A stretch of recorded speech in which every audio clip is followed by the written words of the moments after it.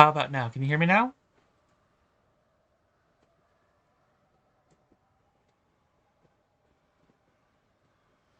Looks like it's showing on my end that it is now talking and hearing.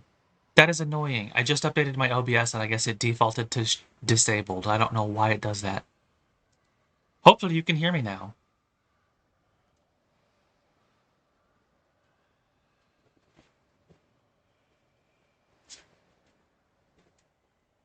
Let's wait, make sure we get the response.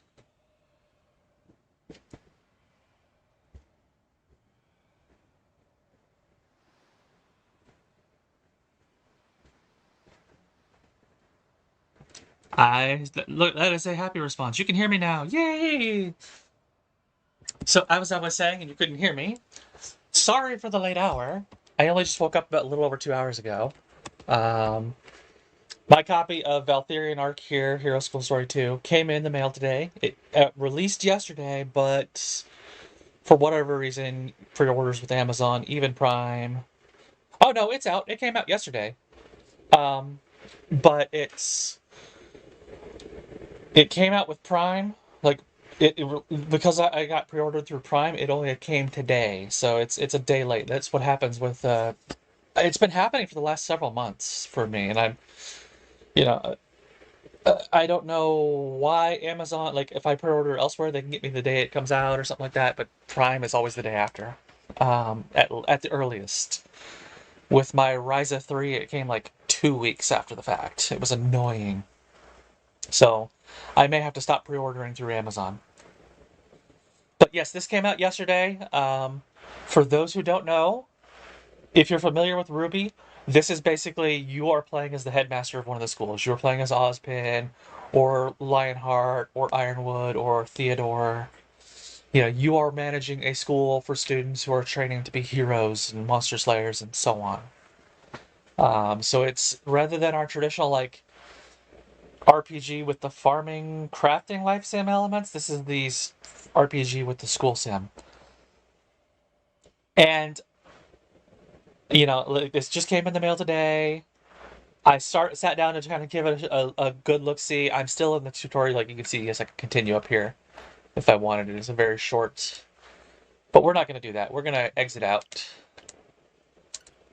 and we're going to start a new one. Basically, I'm still in the tutorial, and my thoughts on this are: this game seems to be optimized for the PC rather than the Switch.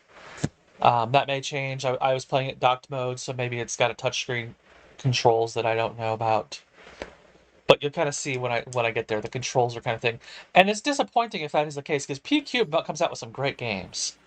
They've got this. They've got, I think Moonlighter was one of theirs. I want to say. Let me take a look at all their stuff. Let's see, because I was just looking through some of their games, and they have some other good stuff that I like. Potion Permit was P-Cube, which is a fun game. There's of course these two titles. I want to say Moonlighter's one of theirs, but that may be a different company I'm thinking of. Kataria Fables, I haven't played, but it is one that's on my wish list. Is by them. Um, Root Film is an interesting one that's by them. Uh, Doki Doki Literature Club Plus is by them. If you like Galgun, that's by them.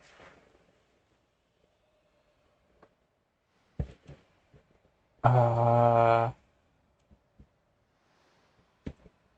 just looking through some of their stuff here. Raging Loop is by them. Da, da, da, da.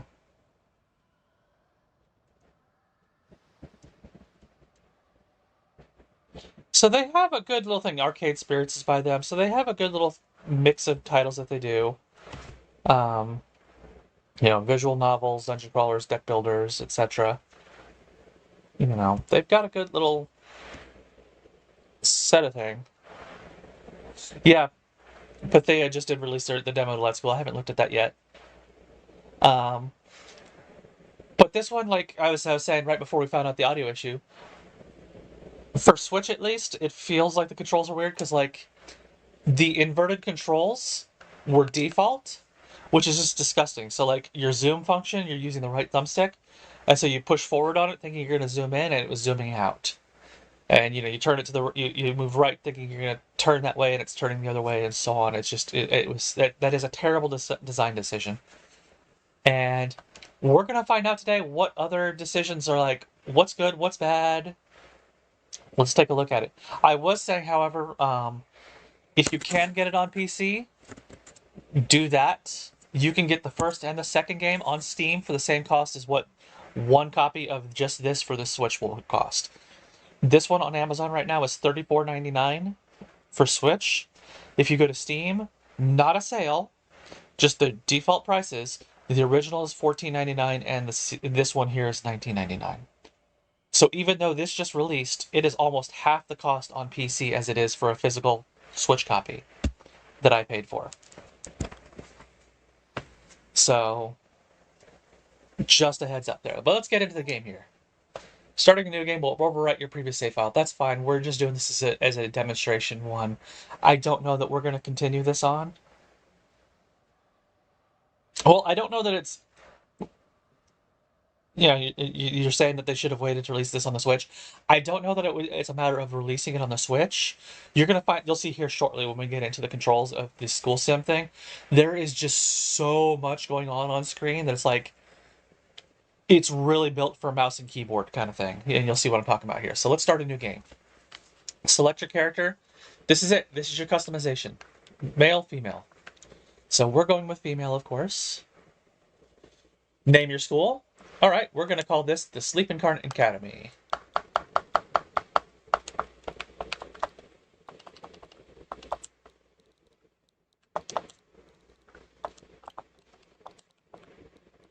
Oh.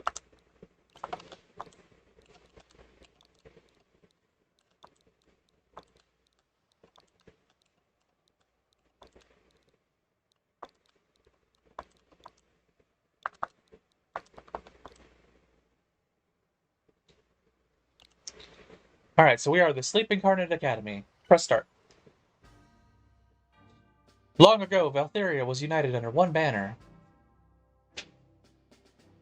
Then one day, the Dragon of Darkness appeared, and with it came legions of monsters.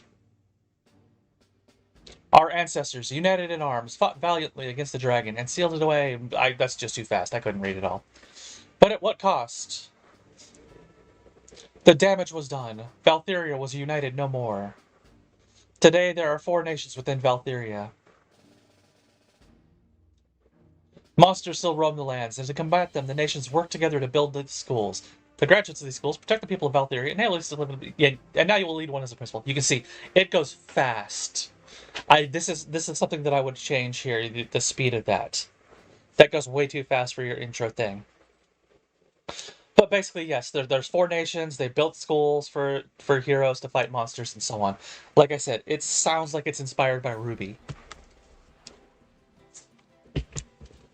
And this is Rodno, our first student. Oh, you fit Sir Lievon's description. So you must be the new principal. The name's Rodno. I was told to escort you back to our academy.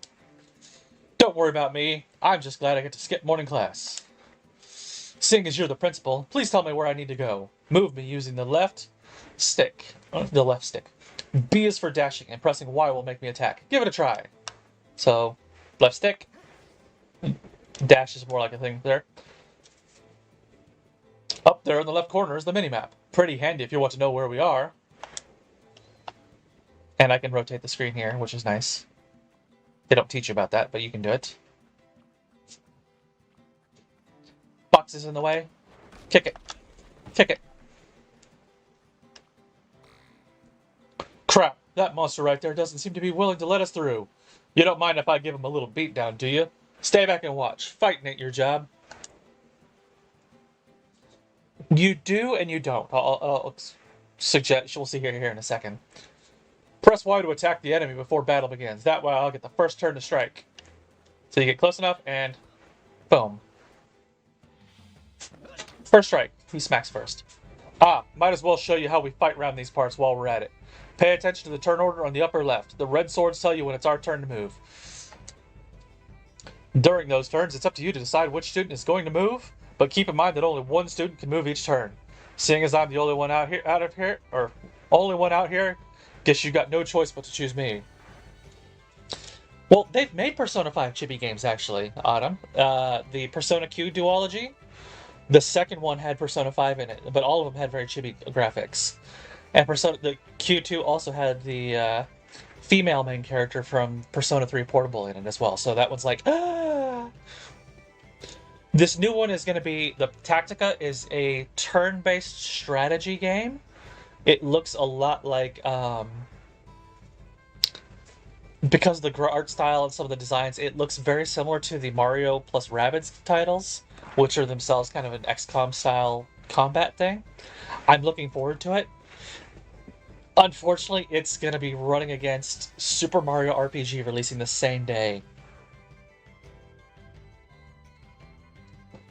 During those turns, it's up to you to decide which student is going to move, but keep in mind that only one student can move each turn. Seeing as I'm the only one out here, guess you got no choice but to choose me. To move me in battle, select my portrait on the upper right, then press A on which action you want me to do. A good old attack will do for now, no need to get all fancy with skills or spells. So it's one like, hey, go to attack. I only have his portrait here, so I can't select it, but like the I guess if I had multiple students, like 3 students, I'd have 3 different portraits up there, and I would select, okay, I want you to do this. It's not like a normal turn-based strategy where it's like each character has their own speed and when they act and blah blah blah. It's you could have that one character do all the attacking, or everyone else attack and that one character do nothing just to gain experience or something. I don't know how it works in this. I don't know. I was never a big fan of the Detective Pikachu games. Um, to be fair, I've never been a huge fan of most of the Pokemon spin-offs. I mean, even Pokemon, I'm like a casual fan. I have most of the games, and I've played most of them, but I'm not like the hardcore, like... Fun fact, when we first started this channel, one of the things I wanted to do was do a uh, what's called an Egglock challenge, where it's like the Nuzlocke, where if a Pokemon faints, it's considered dead and you can never use it again. But instead of, like, whenever you catch a monster, you have to swap it for a random egg, and whatever's in that egg thing would be the one. And it was also the ghost type only, which is one of the, at the time, lowest ones, and I was going to do it with Ultra Sun, Ultra Moon, one of the two, in honor of when Sword and Shield first came out, but I ended up getting delayed on it. You can go back and see it. They weren't as live, they were recorded ones. But yeah, my first several ones are in there, and I got real close at one point to losing. And I think it wasn't my Gengar yet. It wasn't, but it was. I had a really good ghost type early on that I almost lost in one of the first major battles. Anyways, let's follow here. He's gonna attack. Now that you've chosen what you want me to do, just select the desired target and press A to commence the action. Come on, my sword's just itching over here. So we'll tell it to attack. Boom. Nice! One of its shields are down. Breaking on the shields of an enemy will stun it. But more importantly, all attacks that hit it will deal bonus damage. See those red symbols below the enemy? No, I can't because you're blocking it. Those are its shields. It's red because it's a physical shield, but keep in mind there are other types of shields out there. Yeah, there's 4 different types. There's physical, magical, divine, and I think the 4th one is called like Arcanum or something like that. It looks like a tech thing. It's got a gear icon for it. We'll see it here in a little bit. You can see that I have the same red symbol beside me, meaning that my attacks are also physical. Shields can only be broken by attacks of the same type. So my attacks are exactly what we need to break that pesky shield.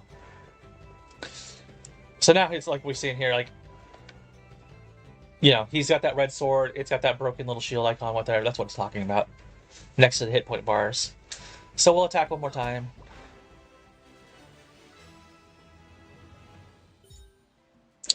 You've been reading a manga about a Omega with a mental illness?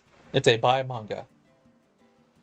I understood some of those words, I just don't understand the combination of them. I don't know what you mean by an Omega is, and I don't... Like, I assume when you say a bi manga, it's like bisexual manga, or is it like bi-monthly?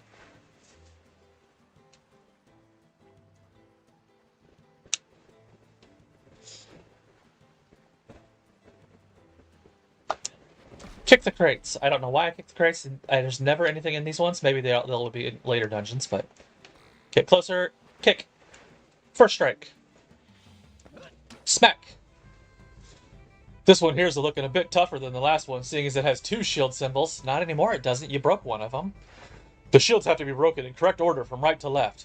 Time to deliver another beating. I think that this is going to become more critical later on when you have more students that do different damage types. You'll have one that has like a red shield and another that has a green shield and so on. So you'll have to be like, all right, you physically attack it, and then you, the divine person, you attack that after that. And so you've got to have that order.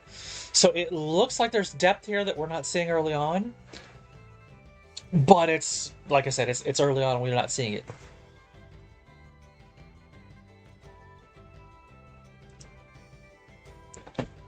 It's a gay manga. Also, it is illegal to date your uncle if you're not related by blood or not. Okay. That's an interesting fact. Go for it. So we'll attack again. Break. And we attack again because it's stunned and has lost its turn.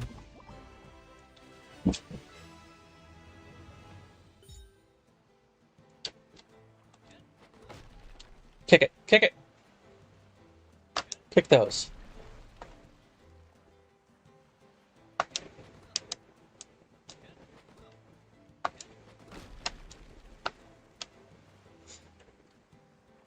Kick all of these. Ooh, I got a big chunk that time.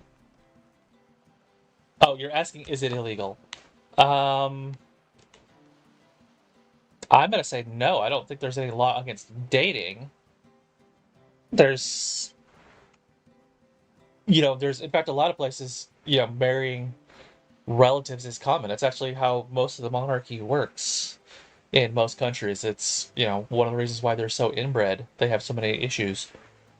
Is the monarchs like, oh, they're all dating and marrying their cousins and this, that, and the other.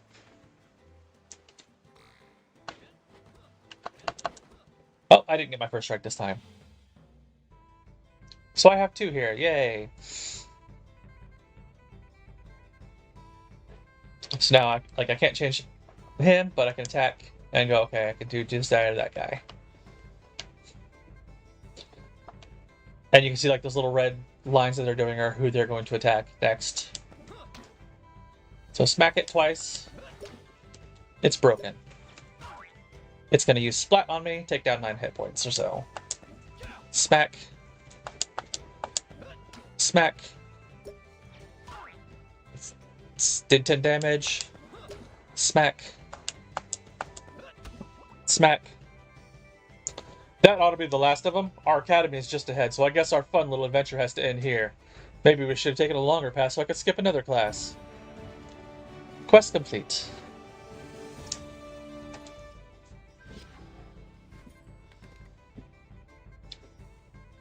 Oh, the Neptunius? Yeah, I want to try to get into those games, and I keep trying to, but I haven't had a chance to really sit down and be like, yes, this is doing it for me.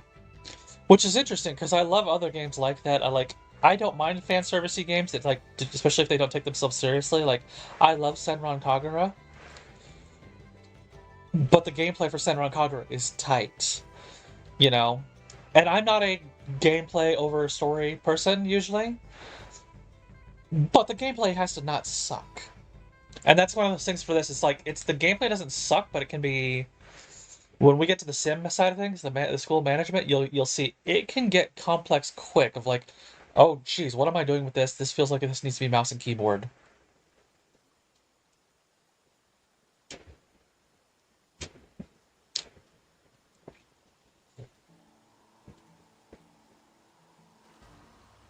Well, hello, Shadow. I was just about to put that down.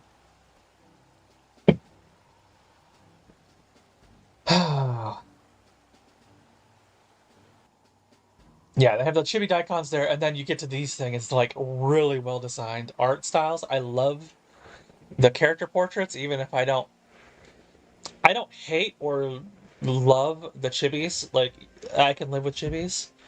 We'll be doing a first look here in about a month or so when the Atelier Marie remake comes out. I am so stoked for that one. Um, I love the Atelier series. It's one of my big three, I would say.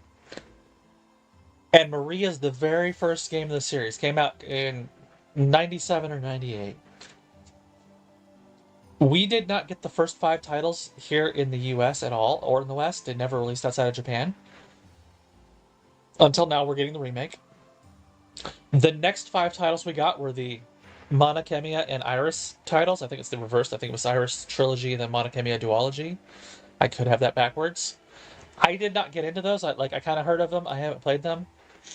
My understanding is were a drastic divergence from the first five, and like one of them was much more like both of them were more high fantasy in different ways. One of them was very heavily more the RPG and less the crafting sim thing. So Atelier Rorona was the first one we got here in the West. That was back to the roots of it, and that's the ones going forward that we think of as the Atelier series. So I'm looking forward to that. Is Lieven gay? I have no clue. This little bit here is all I've seen of him. Like literally, I've gotten like well, it's gonna explain it here, but basically the way it works is you have a if you've played 2 Point Campus, where you have like those free time to do whatever the heck you want, like no time moves in the summer breaks, where you can build and train. You know, you can't really train, but you can like do all these massive changes to the school kind of thing in those times, and then you start the new school year, and then your time progresses. It's similar to that, but in this one, you just go okay. This turn, this is all I'm going to do, and then I'm going to advance this turn, and your turn is 1 month in game, and it just skips that 1 month. And I literally got to the second turn, the second month, before I went, okay, we need to demonstrate this on camera because this gets complicated quick. And you'll see here in a little bit. Ah, there you are. Guess that means Rodno managed to do his job. I am Lievon, the superintendent of this academy. Sorry for not meeting you earlier. I had to take care of something else. That's right, you are now the principal of this academy. But before you start delving into your never-ending duties, we should get you acquainted with the school grounds. Let's start with your tasks. Tasks will provide you with objectives that you need to complete in order to improve this academy. I think his coughing around the never-ending is kind of a hint. You have 10 years in game, I think, to get your academy up to where it needs to be. Is what I understand. I haven't played through, obviously. I only just got it. But you can view a quick summary of your currently active tasks at the lower left of your screen. Some tasks have a deadline, so don't forget to complete them in time. You can see the full list of active, completed, and failed tasks over here. Completing tasks will sometimes grant you rewards, but more importantly, they're part of your responsibility here as a principal, so make sure to complete them all. I was about to introduce you to your secretary, but she's nowhere to be seen. Why don't you try to find her? Use left stick to pan your view. Pan, pan, pan. To rotate your view, use the right stick. Try giving a spin. Dude. Get it? Give it a spin? Because you made it spin? Anyway, if you want to keep a closer eye on your academy, use the right stick to zoom in and out. Awesome, you seem to be getting the hang of it pretty quickly. Now go find your secretary. She should be near the academy gate. There she is, the green-haired chick, Eve. Ah, are you a new principal? It's so good to meet you. My name is Eve, and I'll be your secretary at this academy. Let me show you around for a bit. Yeah, someone remarked on a video a couple days ago that I need to get a better mic, and it's like, I actually have a better mic, but I don't have a desk to attach it to. Like, I'm literally doing this from a laptop laying in my bed as I'm playing on a TV and up against the wall. Like, I don't have a spare office or anything like that to hook up the good mic to and all that kind of stuff, so I'm just using a headset. The major details of our academy can be found here. These include the name, our prestige level, and nope, that's it. Improving our prestige level will grant us a lot of new perks, including more land. It's a good idea to try and raise it as high as we can. But she doesn't explain how to do that yet. Oh, and don't forget these two up here. We have an initial treasury of gold and arkstone to start with. I know it's not much, but the Valthirian authorities expect academies to cover their own operating costs. Gold can be used to build new buildings, conduct research, and enroll students into new courses. We can find more gold from completing quests, errands, or slaying monsters out in the wild. Arkstones, on the other hand, are mainly obtained from our students' tuition fees, which will be paid at the beginning of each season.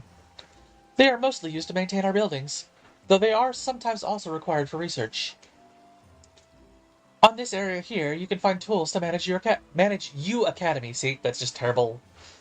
They missed a letter there. Make sure to explore each of them later. You manage your academy on a monthly basis, so most of your actions in these menus, such as assigning schedules or changing the efficiency of a building, will last until the next month. Once you have done everything you needed for a month, use this button to advance to the next month. Keep in mind that the season will change every 4 months, and the year will change after 4 seasons. I'll let you explore on your own now, so feel free to get comfortable with your surroundings. Just remember, you can always turn to your tasks if you are feeling lost, and don't know what to do next. Oh, they're both at the foot of the bed. Or no. No, Shadow's laying on the floor by the door. He likes to look out the door like, let me out! But he's lost his right. They both lost their rights to go loose. Because they like to claw at furniture. So, yeah, this is our thing. We have, like, the thing here. There is some stuff we can do. Like, if I hit X, I can advance the month. If I do left, like, you can see, like, the little icons to where all the little sections are. And out here on this one, it's not so bad. Build the gym. Here to complete the task of building a gym. Great! As you can see, the gym requires a certain amount of gold to build, along with some Arkstones every month for its upkeep. So right now we would be getting 22 Arkstones every month. Once you're sure you want to build the gym, which I'm pretty sure you are, press the Build Now button to build it. Now give that button a try. So you can see we have the gym does your physical, the wizarding arena does magic, the greenhouse is where you get divine proficiency, the mech workshop is where we get artwork proficiency, so like I said, this seems like a tech tree kind of thing.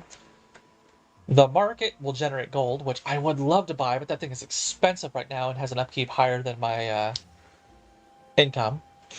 The laboratory generates research points, which we will get to eventually. The dormitory regenerates a small amount of stamina. We have one built already. And then we'll have like other things like the library, the cafeteria, infirmary, etc. that we can unlock as we get higher prestige levels. Because the dorms are already built. The dorms are right here. Like if I wanted to highlight the dormitory. Let me give you a quick overview of building efficiency. A building's efficiency controls the output of a building, such as the proficiency gains of faculty buildings or stamina regeneration of dormitories. So like what she's saying here is you can look at the effects. It restores 25 stamina anytime a student spends the month resting in their dormitory, which right now, I don't know if it ever goes up, but he has 100 stamina full, so like he would need to rest all 4 months to regain his full stamina.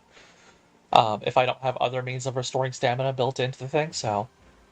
And then over here on the right, the efficiency level, this can't raise its efficiency, so it's just going to stay at normal, but other buildings like if I want to have like the gym, which will increase the physical training, if I want him to train harder and get more efficiency from it, I can move it to high, but it would cost more of the Arkstones. Setting a higher efficiency level for a building will result in higher output each month.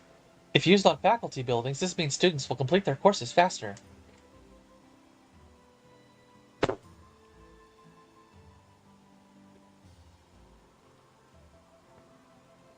Detention room, his room here in America? Yes, it is. However, raising a building's efficiency will increase its upkeep costs as well. You can also set the building as inactive to save costs. If a building becomes inactive, it will stop its output entirely. You may also destroy a building if you need to make some space, but you don't need to do that right now. We have plenty of empty lots. Yeah, I'm not going to do that. So, like, I'll come over here and I will build the gym. So yeah, you can see the check mark. I already have a dormitory. Once I build the gym, it's going to move down here and the dormitory will move over. And I'll have 2 checkmark ones here. And then you can see, detention room. Yes, that's one we have. Recreation hall, training ground, arc silo. Increases our capacity, storage. That's good, but I need to figure out how we get more other than students. So, yes, we'll go to the gym. We'll build our gym.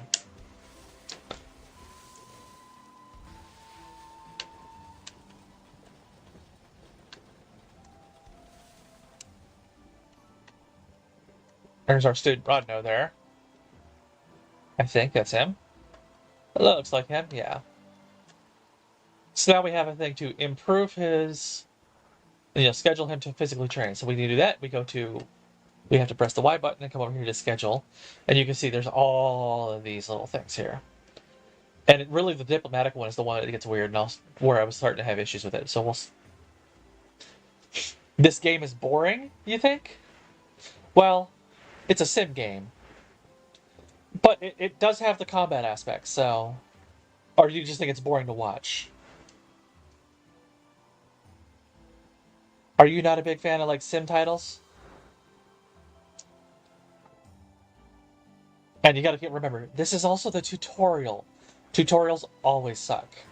Unless they're... Oh, no, I won't say always. Portal has an awesome tutorial. Portal is an example of tutorials done right, and very, very few games do that, because Portal's tutorial is seamless. It feels like regular gameplay. Everything until you get out of it, in the initial Portal, everything until you get out of the testing chambers is tutorial. It's all tutorial. The first third or so of the game is tutorial. But it doesn't feel like it. Welcome to the schedule menu. This is where you manage your student stamina. If it runs out, you have no choice but to let them rest for the month. Otherwise, let's put your stamina to good use by assigning them to a course. To set a course for your student, click on the Set Course button. So we'll set the course. See that tree-looking thing with several nodes and branches? That is a course tree, and the nodes on it represent the courses a student can take. When a student finishes a course, the next course on the tree will be unlocked. There are other course trees available, blah blah blah. You want to be the person doing it. Well, I mean, the school management side of it is going to be, for you, definitely boring. I think you'll probably more enjoy, especially once we get more students, the combat side of things, like when we go on quests, which you can do one quest per month. Which is kind of where I was when I said, let's pull this out here and show our first looks. I don't know that I would say this is boring, but it's definitely a more chill thing than, say, Portia, Rune Factory, etc., where you are actively playing the hero, the protagonist, whatever. This is definitely a management sim. And your character doesn't get into the combat at all, apparently. But you go out there with them, so it's like...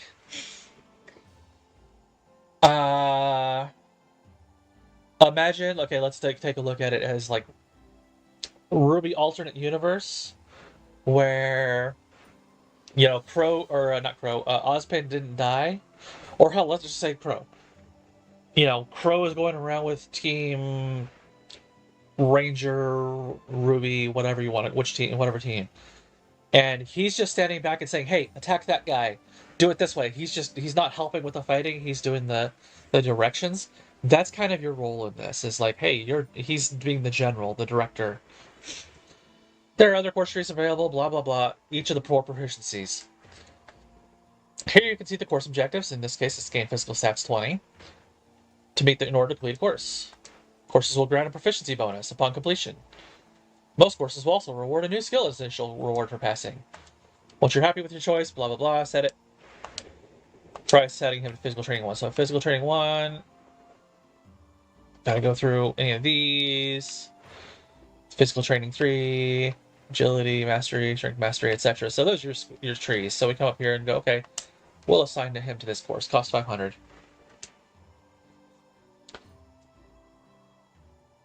I don't know that Crow is officially dead or not. We don't know what happened to Crow. Unless something happened in the last couple episodes of Volume 9 that I didn't see, but I don't think that's the case. I think Volume 9 was all on the Neverland thing, But, I mean, the last we saw of Crow and Robin, I think they were still there in Atlas. If I remember right, I don't think they got through the portals, but I don't know. We'll find out. Aeromancy, cryomancy, pyromancy, transmutation, invocation, conjuration. Let's take a look at these. Divine, you have divine training, botany studies, geology studies, zoology studies. I am curious what this class is going to be like. Normally, you think divine is like priests and all that, but this sounds like it's like a. Oh, there's your restoration, protection, malediction. Like early on, this sounds more like a druid or like a pet class.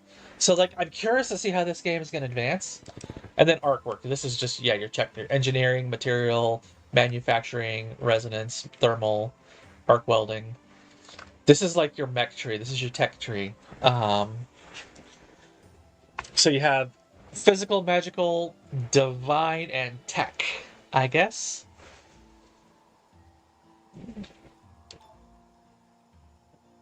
You know what? I will be right back. I have to go to the bathroom real quick. That may be affected the coffee that I drank earlier. That was one of the things I was testing. So I will be right back. Yeah, and you can see right here, like once I have plus 10 each month, so once I have each of the buildings for all of the four types, I'll also regenerate my stamina. So eventually it'll be like my students never use up enough stamina. But I will be right back.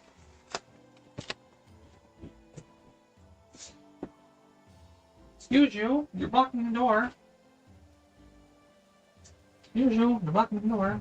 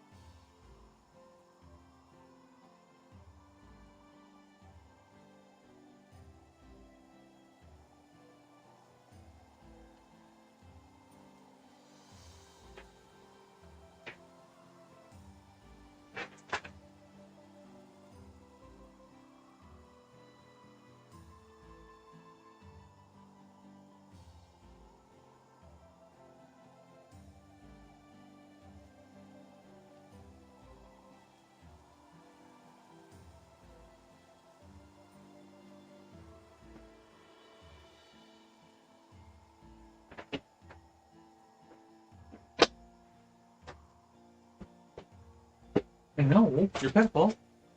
I bet even Autumn heard you. Alright, I'm back.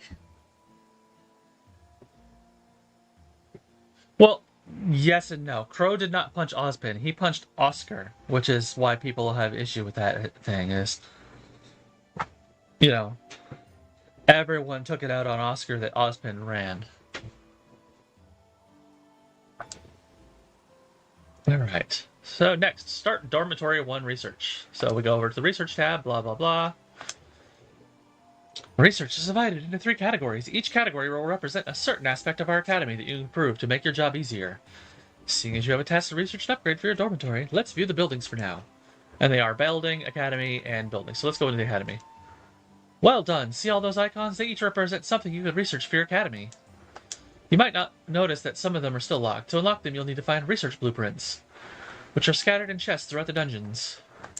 Now try selecting one of the unlocked research projects. Principal, as it's part of a task you need to complete, how about you select the Dormitory 1 research project? I want to take a look at these. Here you can view the cost of the research project, along with the benefit obtained from finishing it. Needless to say, we need to pay the research cost if we want to benefit from it. So, that's going to be nice later on. Once you decide which one to research, press the upgrade button to proceed. Yeah, we're not doing that one. No! No. See, I screwed that up already. Will I get my money back if I cancel that? Let's take a look.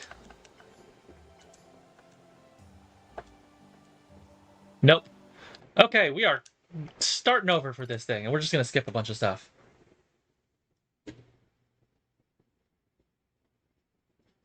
I'm not saying Ozpin didn't deserve a punch. Oscar did not. Oscar had nothing to do with it.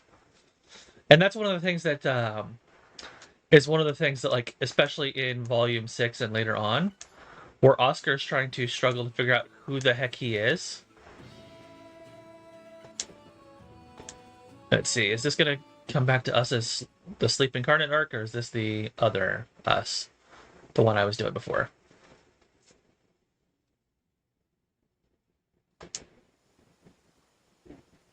This is probably the other me, and we have to start all over. Yep, this is... Nope.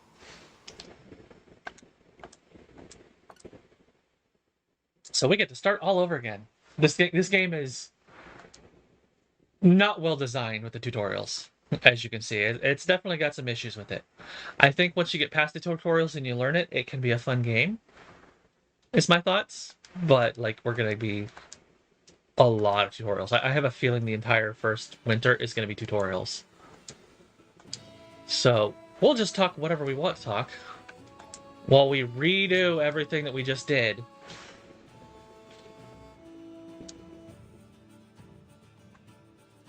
Oh, we can select our logo. I didn't catch that before. So you start that.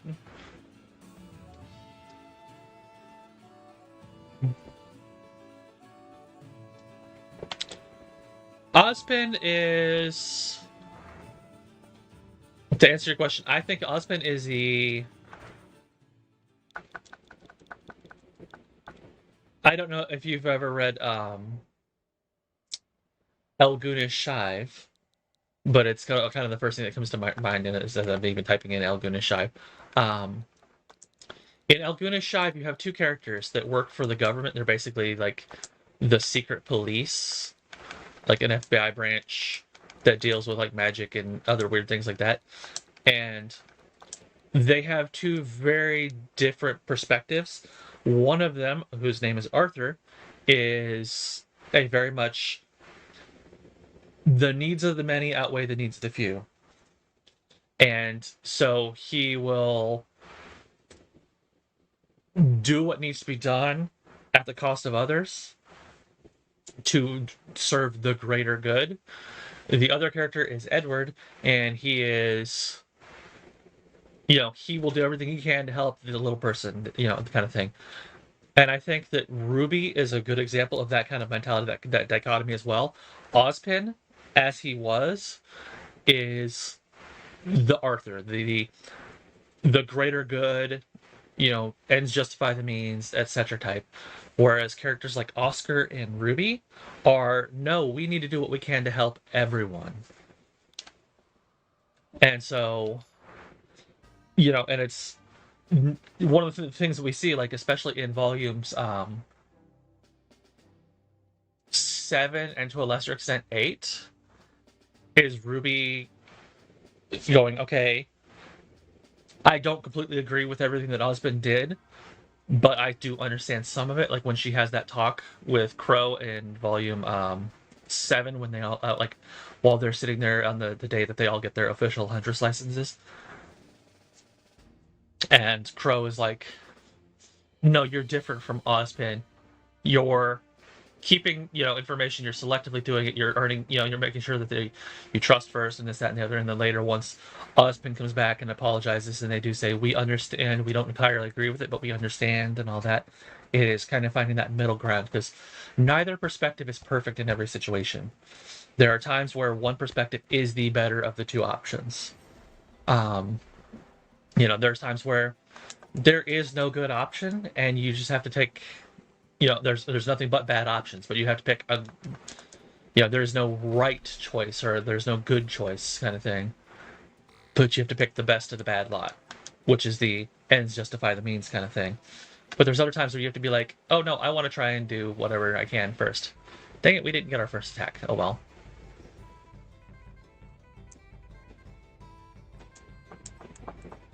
He's still not going to get an attack because we got attack first.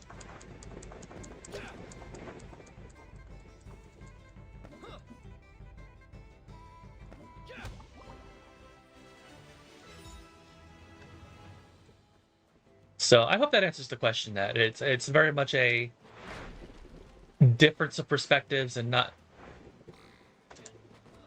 neither perspective is entirely right. Adam is... There's a lot of things we can question about why Adam was the way he was. And that gets into the nature versus nurture debate, and in the end, the answer is usually a mix of both. How is that still hovering there?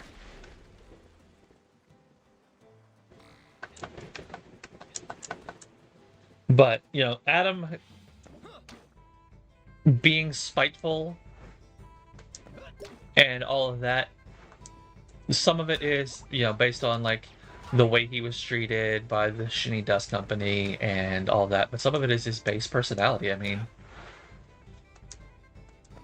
there are other Faunus who have been treated just as horribly as he was, but their reaction was not to lash out and be spiteful. They, it's like the Faunus that we see in Volume 5 when, Sun and Blake are trying to get people to join in, and they're like, no, I'm backing away. I'm going to shy away. That has nothing to do with me. There's a great theory out there that the Schnee family and how, like, the sisters and Whitley and their mother all reacted to Jacques' abuse and kind of thing are like the 4 perspectives. You had and how people deal with, like, abusive situations. So you have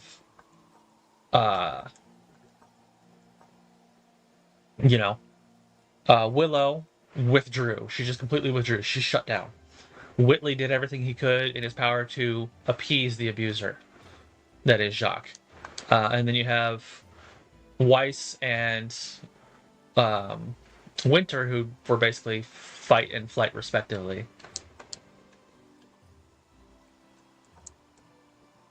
And so it's like, different people, different personalities, and how they react in similar situations. So Adam being the spiteful, arrogant prick that he is, some of that is his situation, and some of that is just pure Adam. Alright, so we're scheduling. Yes, we're going to skip all this. Blah, blah, blah. Set course. We're almost caught up to where we were. Alright, research. We'll do it the way they want me to do it this time. Because it won't let me not do it. No, his eyes don't have a number on them. They have it's SDC. It's the Schnee Dust Company brand. So, but the thing is, again, he's not the only one that was treated horribly by the Schnee Dust Company. He is the only one who reacted in that extreme way. So yes, there is aspects of the situation that he was in. And you can feel bad for the situation he was in without approving of what he did and how he responded to it. It's Blake is a good example. She's been through horrible things not as bad as him, but or not. I don't want to say not as bad. She hasn't gone through the things he has, but that doesn't mean that she hasn't gone through terrible things. And the way that she responded to them is very different from how he responded. Initially, yes, she would run away and everything and all that, and she became aware of it, and so she made an effort to change. All right, so we've built our laboratory, we've done everything. Let's go to the next month. Ready? Next turn. Are you sure you finished all your business for the month, Principal? If you are, press the next month button to proceed. Yes, next month. Boop, Winter 2. It's the beginning of a new month, and what better way to start than to view the monthly report for the previous month. Here you can view the progress made by the Academy, including your resources, finished courses, proficiency, and stat gains, and any new skills gained by your students. Take your time to review everything in this report. Once you're done, close it to proceed. So he gained 10 points in physical stats, which helped his physical training 1 completion. Oh, if you hugged Adam, he would stab you, because you're not Faunus. And even if you were Faunus, there's a good chance he would stab you, because he's Adam. It doesn't show any changes to his hit points or anything like that. His other stats. I think they did go up, though. Hey, we gained 53 Arcstone and 15,200. I don't know those are gained. I think those are just what we had. Yeah, those are just what we have. Happy 1 month at your new job, by the way. Keep in mind that some courses and research projects will take more than 1 month to complete, so always keep an eye on your progress. But first, look, a red exclamation mark has appeared. That means there's an event that requires your attention. Lost and found. Check it out. You can respond to events in various ways, so choose the response that you deem fit. Some events will have consequences if you don't respond, so make sure to watch out whenever they appear, Principal. Lost and found. A student found a bag of gold. They are asking what you should do with it. Or what they should do with it. Announce it to find the owner, we gain 10 stamina back, or keep the gold for the Academy. We lose 35 stamina, but gain 5,000 gold. I'm going to announce it to find the owner. That's a, blah, blah, blah. 5,000 is nothing. The bag's owner came forward and claimed it. Students are commending you for doing the right thing. Students gained plus 10 stamina. Yeah, stamina's probably going to be the most important resource in this game. That and Arcstones. Stamina will eventually come around, but let's see. Claim our dormitory thing complete. We are low on Arcstones. Okay, I know that. Claim dormitory completion. Our dormitory is upgraded. Blah, blah, blah. Alright, equip a skill on a student. So now we got to go to the schedule here. Or not the schedule, student info. This is the student menu. Here you can see your students' names, as well as their majors. Over here you can view their proficiencies. From top to bottom, these are physical, magic, divine, and artworks. They'll grow as your students study and complete courses. Yep. Here you can see their battle stats. These directly impact their performance during quests, and their values are affected by both their proficiencies and their current major. The nearby question mark will show how they are calculated. This is your student stamina. Every time you assign your students to an action, whether that is studying or going on a quest, it'll cost them stamina, so you better keep a close eye on it. And this is how much your students pay for their tuition. As I mentioned before, all students pay their tuition in Arcstone at the beginning of every month. So we're only getting 22 from him, so we want to get a lot of students. Proficiencies and battle stats are obviously important, but don't overlook another part of your students' development, skills. Learning and equipping the right skills is the key to fast, painless quests. This is where you can see what skills your student is currently equipped with. To change these, press one of the Change Skill buttons to open their list of skills. Students can learn many skills, but they can only equip 2 skills at a time. If a student has learned more than 2 skills, consider switching between them depending on what you need them to do. You can also view students' currently equipped skills from the party selection screen, which shows before they embark on a quest. I recommend returning to this menu later if you want to equip Rodno with a skill. Well, that's why we came here. This part shows you the student's personal information. Feel free to get to know your students better. So he graduates after 3 years. Ooh, he has a wrathful trait. I don't know what that means. We'll have to take a look at that. This is the Promote tab. Completing more advanced courses will give your students the opportunity to promote to a different major, which in turn will change their battle stats. Try opening the tab now. So, right stick. Or right trigger. These are all the available majors for our students. A student can be promoted to any major, as long as they have completed its course requirements. You can check a major's course requirements when viewing the major here. The courses themselves can be found in the course trees in the schedule menu. Changing a student's major will change their main proficiency along with their battle stats. Any skills they have learned or equipped will still remain though. Once you have decided which major to promote a student into, and the student has met the requirements, simply press the promote button. Changing majors is a reversible process, so feel free to experiment with your student's majors if needed. So like I could change him into a mage, or a cleric, or an arcsmith. So yeah, Magi uses elemental spells. Cleric supports allies through the power of Great Mother, so like the druid kind of thing. Arcsmith, tinker of arc devices with many tricks up their motley. I should read by manga, you're saying? And again, what is by manga? Just like bisexual manga?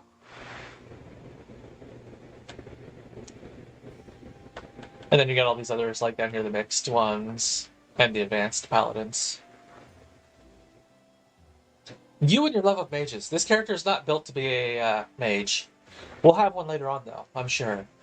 He is built to be a physical attacker, so we're going to keep him there. But you can see, like here, if I go to Paladin Advanced, he's going to go, huge boosts over there on his right. I don't know how you level him up.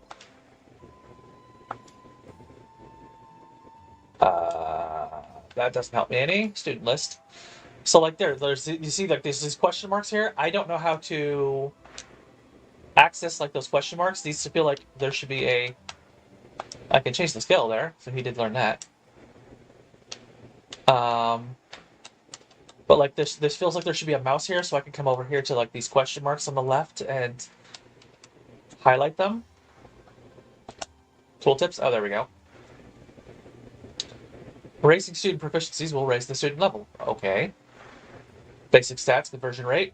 Hit points is 7.5 times your physical of 50 times 7.5. Yeah, okay, so. And then you have attack is double your physical. Arc points are double your arc thing. Defense is your holy, your divine stuff. Evasion is your magic, interestingly. Crit chance of crit damage are physicals. Work has been alternately dead or busy. Like I work overnight at the hospital, so there's nights where it's just absolutely dead quiet. I had one the other night. Like most nights, multiple members of the housekeeping staff will come to my office and say, "Hey, can you get security to give me an escort? Like they have to have like security unlock offices for them to clean and all that. So like, hey, can you give me a key escort to this place?" And most nights I get between 2 and 4 of those. This one night I only had 1 of them. There's also usually over the course of the nights, people in the ER or the nurse supervisor or someone like that calls and says, "Hey, can you get the on-call so-and-so, the on-call surgeon, the on-call OB-GYN, the on-call anesthesiologist, whatever. Can you call them and get them connected to me?" And it's like, okay, great. Page them, whatever. Again, that night I had 1 the entire night, and the person on the evening shift had none.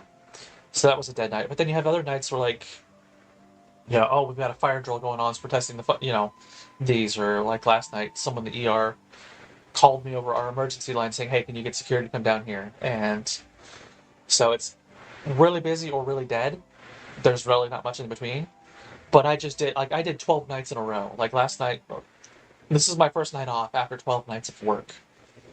I'm off tonight, which I guess is technically this morning now for most of where we're at. And then later tonight / tomorrow night, however you want to think about it, like I'm off Friday, Saturday night. Like on our schedule, it shows as Saturday, Sunday because the quote unquote night shift comes in at midnight. So I work the morning shift. The O Dark 30 morning shift, but still the morning shift. Alright, setting skills. This is our training task thing. So now it's like, okay, well, what can we do now? Not a lot. We can complete our thing. Or we can mess around with these, which I'm not going to... Let me show here what I was talking about with why I think it's kind of finicky. The diplomatic menu. This is where I thought I had to go to do quests. Although an important part of their education, sending our students out into the world can be a dangerous endeavor, especially when a threat level in the dungeon they are exploring in has increased. You can view the threat level of each dungeon here. The level will usually increase every few seasons, so always keep an eye on it. You can also view the threat level on the world map screen. As you can see, each dungeon is under the control of a different Valthirian faction. To decrease the threat level of the dungeon, provide them with financial support, and they will gladly help you to make the dungeon safer. However, your relationships with these factions are about more than just dungeon threat levels. Press the Switch Info button to learn more about your relationship with them. This area displays your Cadding's relationship with each faction. Each faction offers different benefits for allying with them, including increased quest rewards, tuition fees, and extra proficiency gains. You can improve relations with each faction by graduating more students from their faction, choosing event outcomes that benefit their faction, maintain the threat level of dungeons, and completing errands, blah blah blah.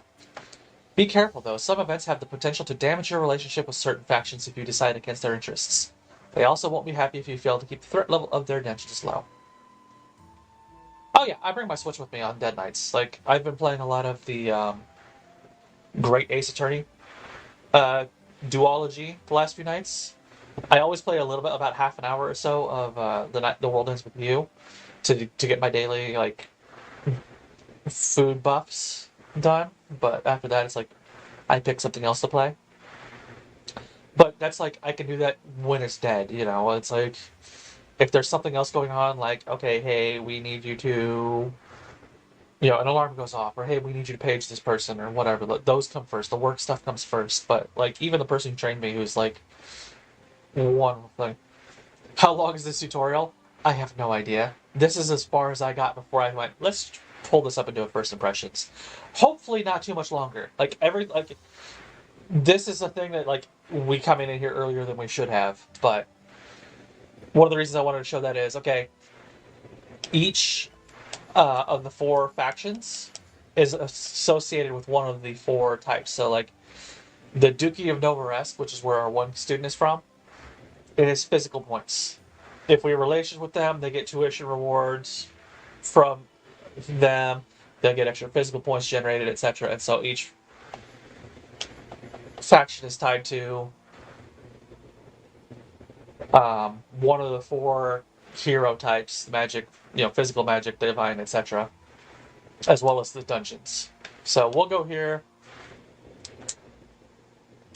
It's time for our students to embark on a quest. This is hopefully getting done here before too long. I feel you on the tutorial. Because it's just a lot of sit here and read, and I don't mind slow burns, but, it's absolutely, I get you. It is not fun to watch. It's not fun to sit through, or do even, You can now access quests from the menu on your left. You can only send students one quest per month, so choose wisely. So once I have multiple students, I have to pick one of them. I'm sorry. But this is still a tutorial. So this is our quest thing. Here we go. Choose a dungeon from the region list and choose a quest. The Pion, which are like your slimes, are punies. Select the quest. Go fight more slime guys. Excuse me. This is the party selection screen where you select which students. Blah, blah, blah. We can't finish the quest if no one goes on it. You can also buy booster items here, which can assist your students in their quests. We can't do that now, so we need to build a cafeteria first. That's not how you spell cafeteria.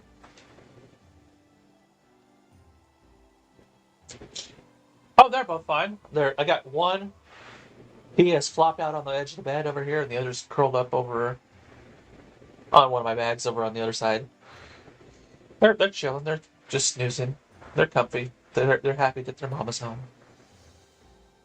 Once you build a cafeteria, you can buy booster items. I don't care.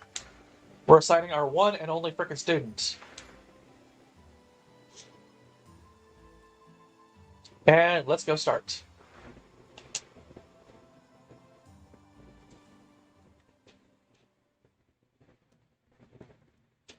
So this is going to teach us about how, stuff like the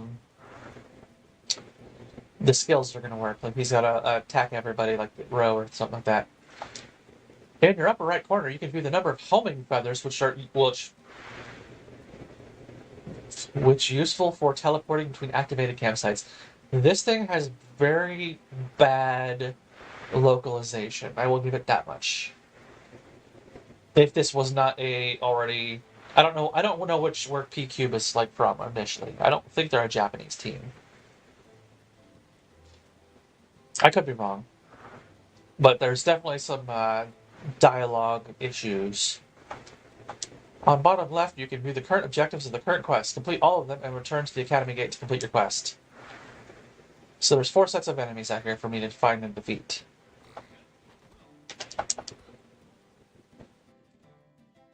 First strike, boom. Rodno told me he already covered the basics of battle with you, but there's one more thing I'd like to add. Skills. Assuming you've equipped Rodno's Violent Cleave, you can select the target and target it the same way you'd target a normal attack. So now I can use like those feathers to escape, but we'll use the Violent Cleave for ability points. He's got 10 out of them, so we'll use Violent Cleave. We need to do it for a thing. Casting a skill will cost AP, which is shared by all students. Each student contributes a certain amount of AP to the party based on their proficiencies in major. The total amount you currently have can be seen on the circle in the upper right. Yeah, I saw that. It's gone there.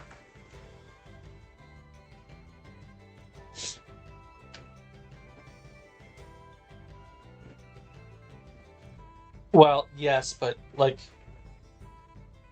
we know how to equip them. She's teaching us how to use them, basically.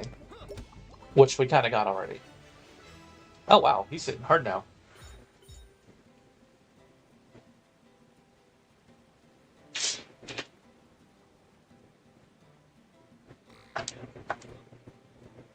First strike. Yeah, we can't buy up the Violent Cleave, so we'll just smack. Oh, that's what I was talking about earlier. He's got a blue shield underneath him, so we need a magic person to break his shield. Or we just keep smacking at him until he just dies. Wow, these guys are hitting harder than the last batch.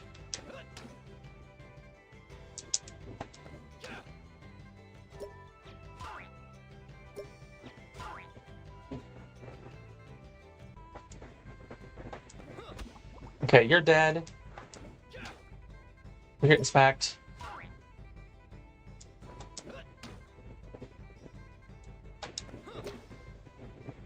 There you go, your defense is broken. That would be interesting. The question is, which school would you pick? Like, we've seen 3 of the 4 academies in the show, and we've seen the 4th academy, sort of, in the books.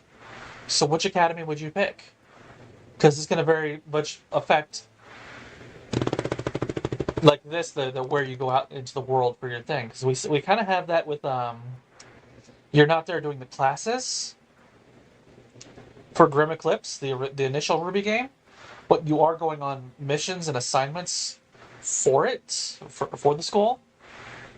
So there is that one. But it sounds like you're saying, hey, I want us to have like the school sim. Yay, all of the quest objectives are complete. Now you just need to guide Rodno to a gate to go back to the academy. There's one near where you started. Okay. You can also press start when the return to academy. Since the return. Do note that going back will end the current quest, regardless of its completion. Oh, one more thing. You might have noticed some red impassable barriers in the area. Those open after you defeat a certain number of monsters or after completing certain quests. Okay, that's cool. I'm not going to return to the academy yet. I want to look and see if there's a chest out here.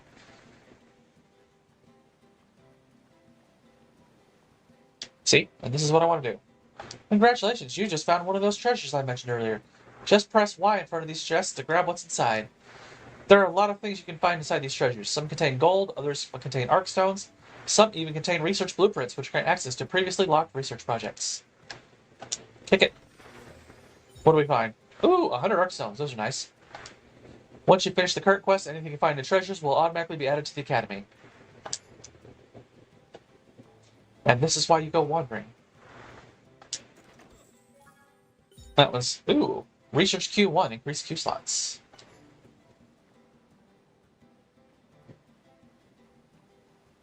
I'm going to avoid the slime things. Congratulations, our students have found their first campsite. If your students need to rest, simply activate the campsite and select rest. Resting is a good idea if your students are low on HP or AP. Yes.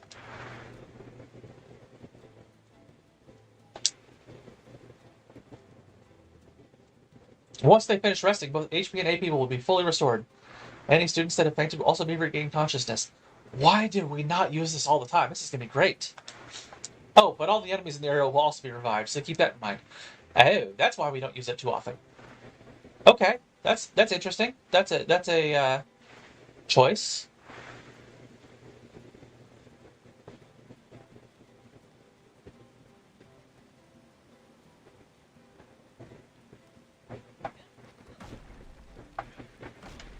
So we gotta be careful around these guys up here because there's chests we want to access up here, but we don't want to be attacked by these big old guys that we probably can't take with one student. Yeah, like that.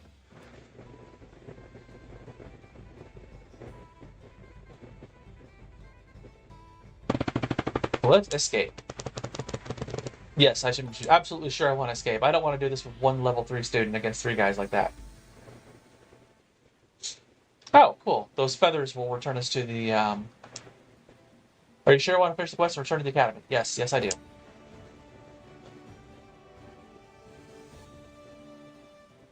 So that's our questing. So it's like, yeah, we go between that and then school sim aspects and blah, blah, blah.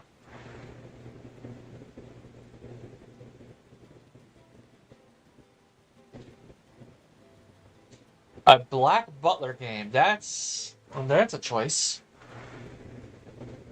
That would absolutely, if they're going to keep true to the roots of Black Butler, that would be a rated M. That would absolutely be a rated M for, title. I'm not saying that's a bad thing. There are some great rated M games, but,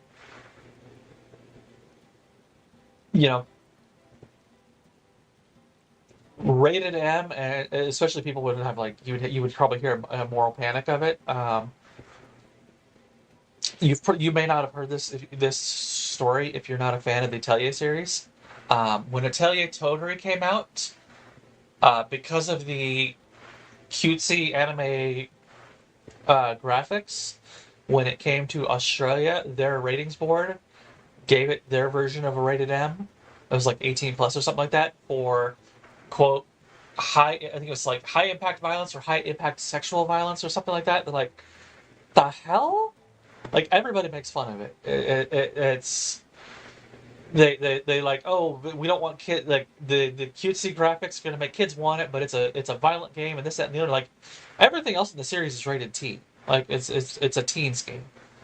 It's cute. Like, there's cute characters and outfits. Smacking things with staves or swords or whatever, like any other RPG. There was nothing sexual about Totally at all. I don't even know where the sexual violence part came in. But it's kind of notorious that one game got that rating. Every other game in the series is their teens rating.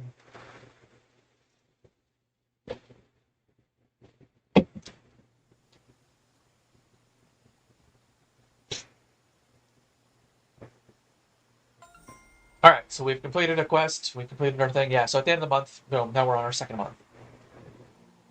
He leveled up, he gained physical training. 1 is completed. Learned a new skill. I don't know how he gained 35, but that's cool. I'm okay with that. Oh no, Totally is flat, absolutely flat. Like, she's a 13-year-old girl in the Japanese version. Like, they everybody gets age lifted 3 years in the Western releases, but she's like ironing board flat.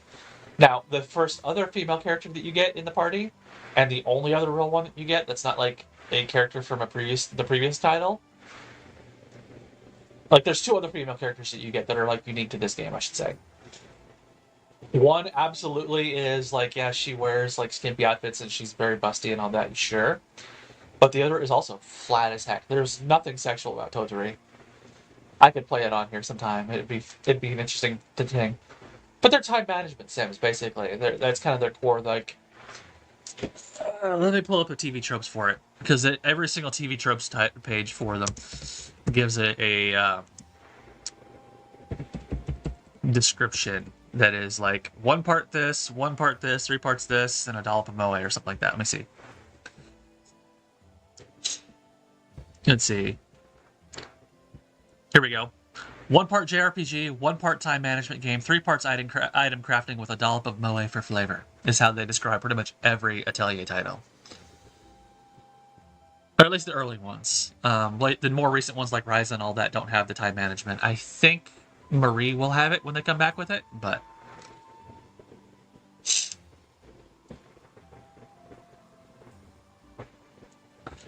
we'll find out in about a month.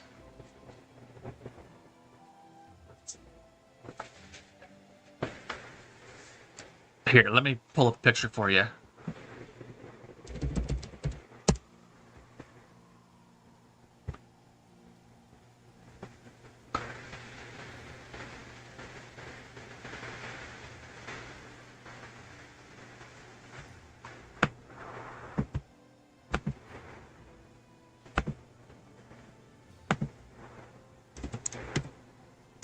I will link this right here. Here you go. This is a picture of Totori in her own game that I'm linking right now. From their wiki. She's like, yeah, no. Like, there is nothing sexual about her. Ooh, changing courses. Assign a new course on any student to make progress on course objectives. Okay, that's all going to be done. Did I see what, the Neptunia thing with the boobs? No, like I said, I haven't really played Neptunia much. I've tried getting into it, but the gameplay hasn't really caught my eye. Oh, here's the building efficiency thing. No, I don't want to do that. Skip this. Okay, we're done. Okay. I went to the wrong menu. Schedule. Set course, because he's right now resting. To physical training 2.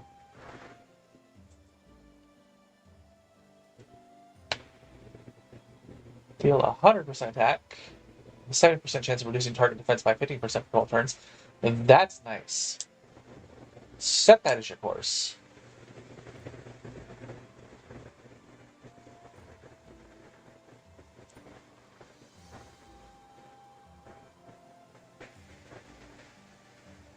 I don't know what you mean by Neptune if you're not talking about the Neptunia series.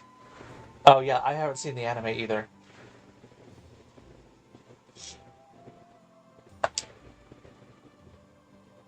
He's a knight, level 4, blah blah blah. What can I do? Like, I can't afford a market. I want to get a market, but I can't. Like, I absolutely want this, but it's too expensive right now, and it has too much of upkeep. So I need more students. I could buy some of these, but they wouldn't accomplish anything. What does battle give? Advanced physical studies. Increase max physical proficiency limit by 50? No.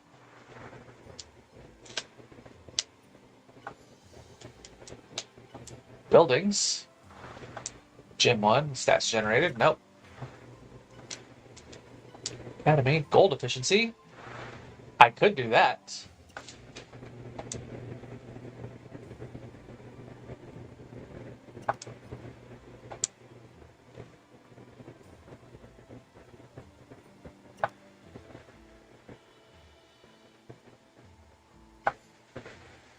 I'll take a look and see if I can find it somewhere.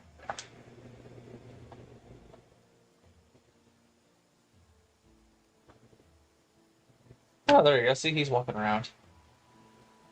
Or running around, as the case may be, and he's happy. Can't highlight him or anything like that, though. So that's it. That's our month. We'll advance to the next month. Ooh, we can go back to the plains again. Main objective. Enemy difficulty and reward. No. Yeah, enemies are physical and magical. So let's just do that. Take the quest. There's not actually a quest here. There's just go explore and do what we can.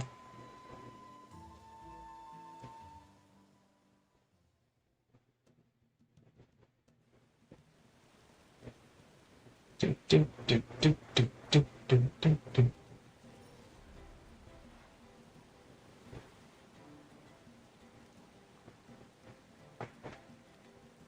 Ooh, new areas to explore. This way. This was blocked last time. The heck? Wow, there's a giant slime boss monster thing over that way. Let's not go over to him, per se. There's that guy over there.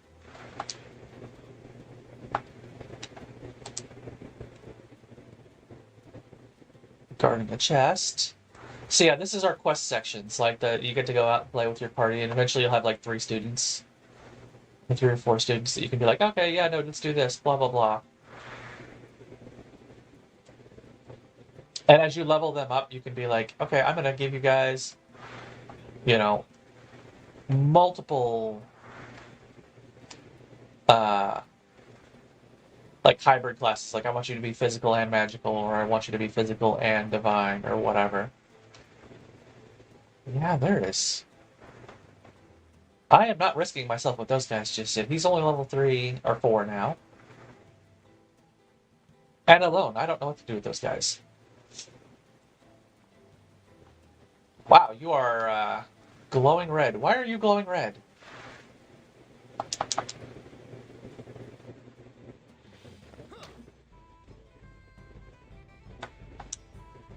Violent cleave across the whole batch. Oh, because you guys have magic things.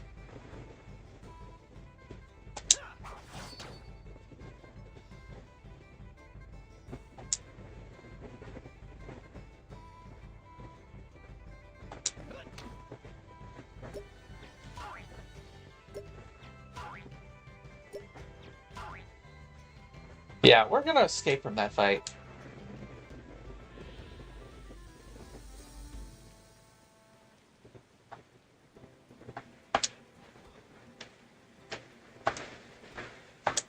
Rest. Restore your party.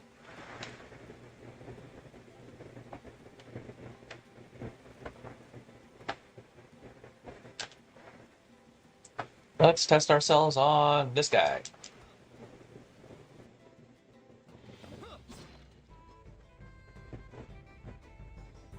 Ambicorn.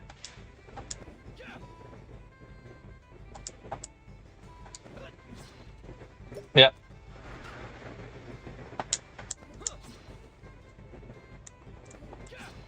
At least we can kill you quickly. Even if we don't have the magic to do the thing. So yeah, this is the thing. We're going to want to get more students. As you advance your academy, you get more student slots and so on. You get better, more and more students, and eventually you want different types, obviously. Student capacity, increase max students. There we go. That's what we're looking for. We need to research that when we get back, as soon as we get the chance to.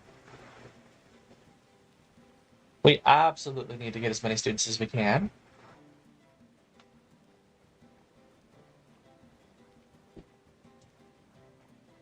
Because students give us good things and better combat options and blah, blah, blah. So we'll, like, I don't know, make the Magic Academy thing or something like that first. Someone. Bam, you're broken. And dead.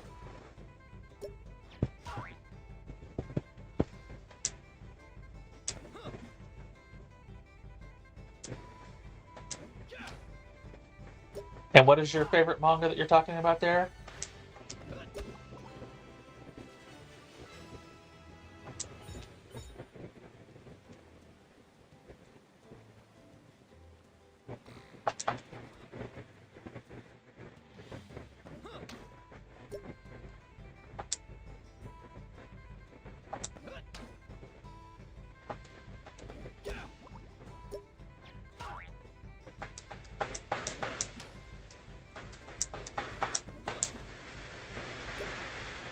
Yeah, I need to get a magic character. I really do.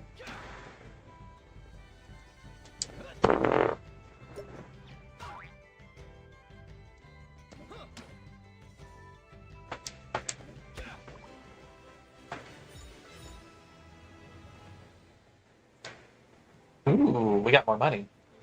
So that's nice. Is it like you can do this if you want to grind for more money? Is just keep doing stuff here. You know, once you have enough levels. So like I want to research the when I get a chance next time. Research for additional students. So this game isn't. I don't hate this game, but I do acknowledge that it has its flaws. It's definitely got a way too long tutorial. It's a slow burn to start. But, you know, I play the Persona title, so I'm used to freaking slow burns.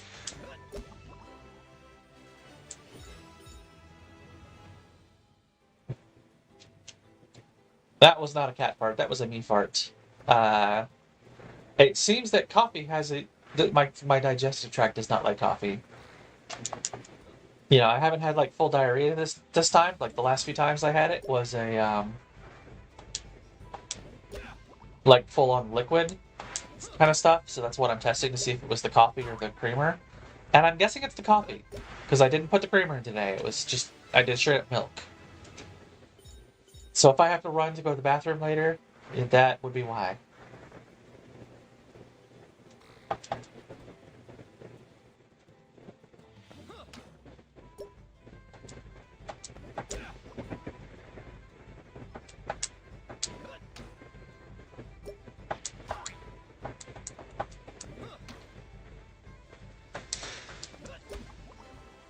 Okay.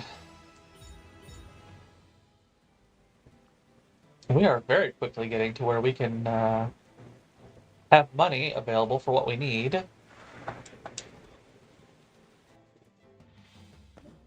Wait, just one guy? This is nothing. We're gonna kill him in one hit, yeah.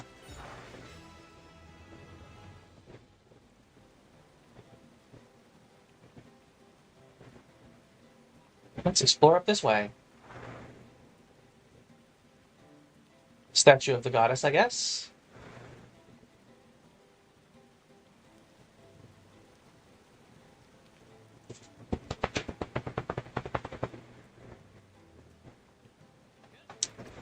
Ooh, what are we getting here?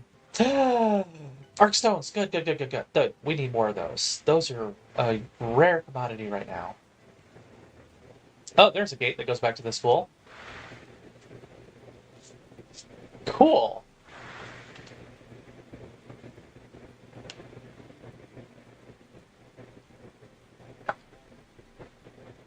So that's our fast travel on these maps.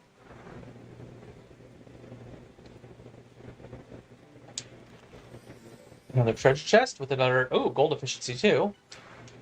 Those are going to be good to have eventually. I don't know that gold is as big an issue though. At least not early on. Because we can just grind these guys here and be like, okay, I'm going to go do X, Y, Z.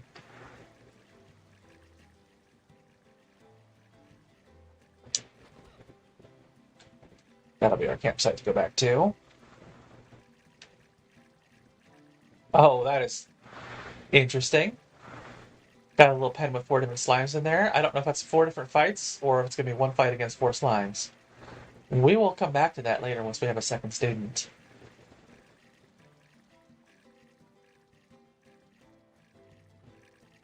And that is the current extent of our exploration until the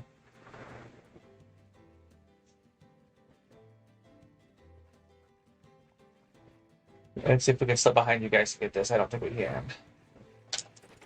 Yes, we can. 5,000 gold. Perfect. All right, we're done with the exploration for today. Let's go home, as it were. Finish the month.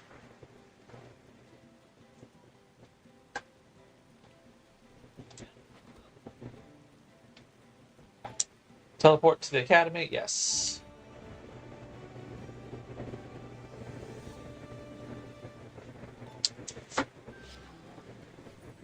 We got a lot of gold, we got some research blueprints, we got some markstone. This was a good haul.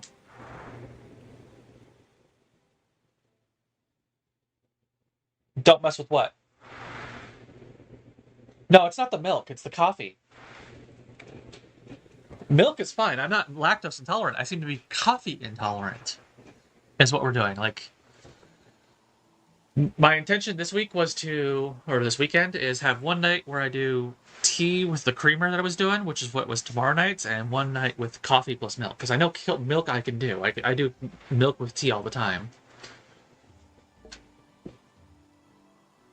And he got plus 10 from that. Close. Story. Soldier of Fortune. Oh, here we go. We're having story stuff happening. Principal, you must already met Ron. No, that is localization, or I saw the chat. I saw. Was the don't mess with them? You're talking about the audio thing for your game.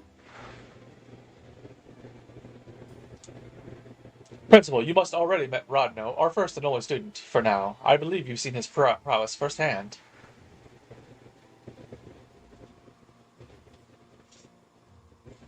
I'll be glad to escort you to any place, Principal. For the record, I didn't say that I'll be glad to skip classes.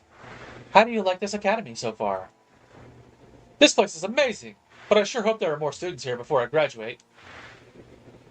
That aside, this is terrible choices here.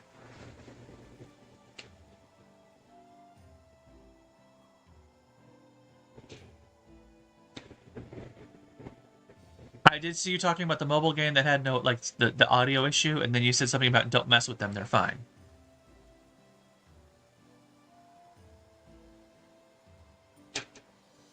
That aside, this is a terrible design. Don't subdue the thing and let me pick my choice first. Let me read his and then go to my thing. That aside, I dragged Rodno here so that he won't be wasting time as a sellsword. With a little polished through education, he will become a fine champion of Valthiria. A student with actual combat experience, huh? Impressive. I knew you would appreciate this, Principal. Just don't let that tiny bit of info out to the public until you graduate, alright? It's also a gun. He's tossing bullets. I just realized that.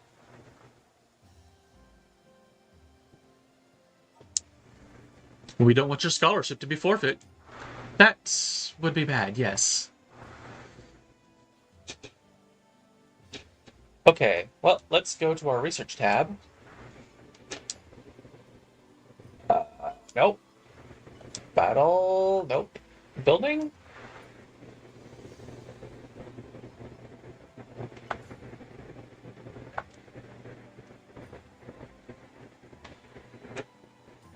How do I...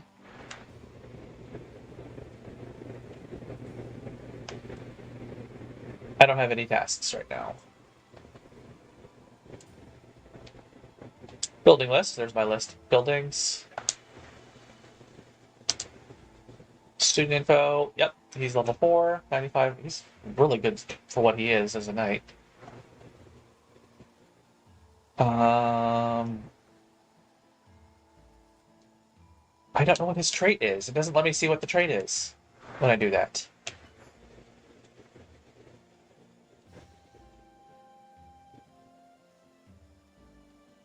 I don't know what the course requirement for physical training 2 is for knight. He's already a knight, so I don't know how that's going to work. But okay, whatever. What does the wrathful trait do?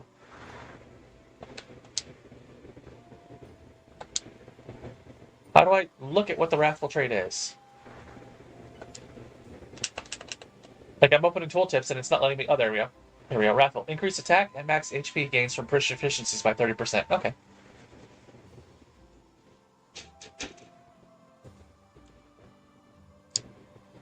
The slimes, is that what you were saying to not mess with? Was the font the slimes? Yeah, oh, the four in the little enclosure. Is that what you mean? Yeah.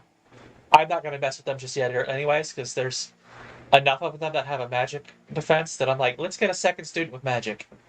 If I can figure out how to do that, I have to research it apparently, but I don't know where to research it.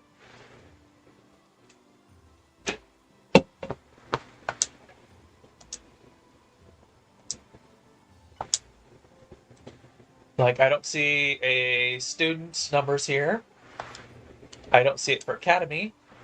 I see the efficiencies. I don't see it for any of these.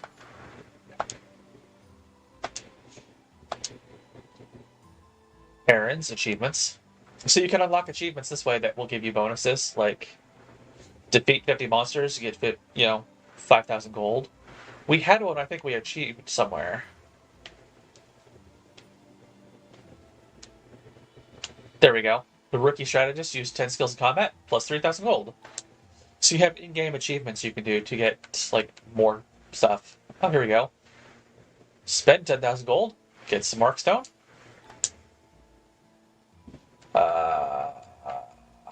Yeah, those are all the ones we have so far. Ooh, we're at 600 out of 600 Arkstone. We need to spend some Arkstone.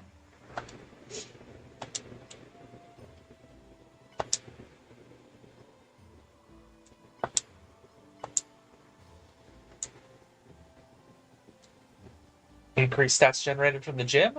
We could do that.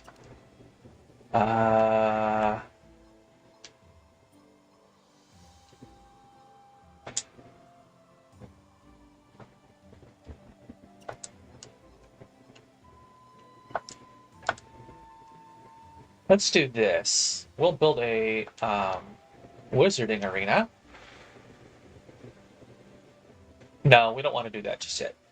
Until we have another student. But how the heck do we get more students? We have the frickin'... This is why I'm like, we've unlocked a thing to talk about additional students, but I don't know how to... I guess we'll get one at the start of the next season, maybe?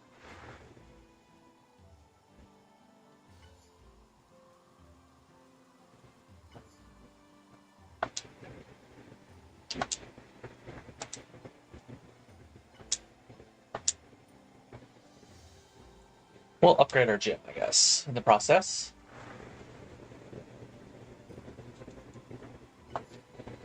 Spend some of those arc stones that we picked up.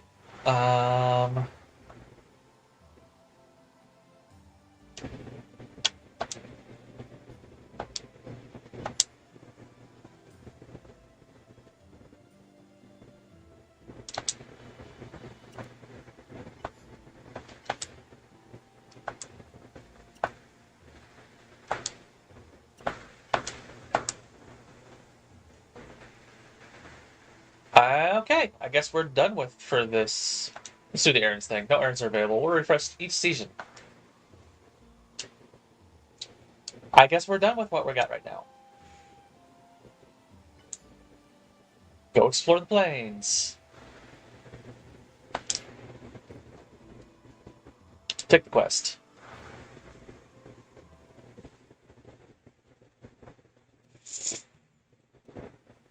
I don't think we're going to unlock anything new that we didn't already unlock, but...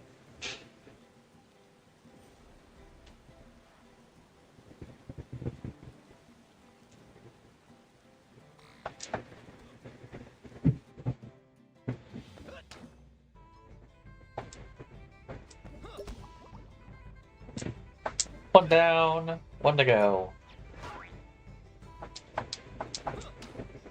These are almost, but not quite as, I mean, these are your standard slime enemies, but if they had, like, the cheery, like, pink cheeks and smiles, they might almost pass for Poonies from the Atelier series.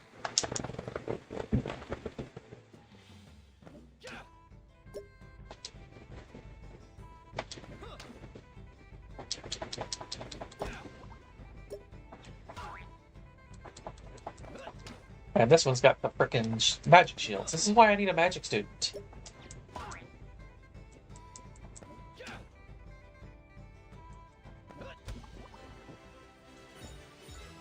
And I don't know how to get to a second student just yet.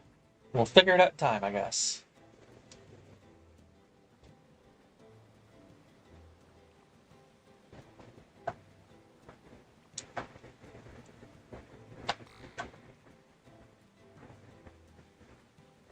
Let's try killing some of these bull guys up here. They're pretty easy to kill, but like we got two chests up here that they're kind of blocking.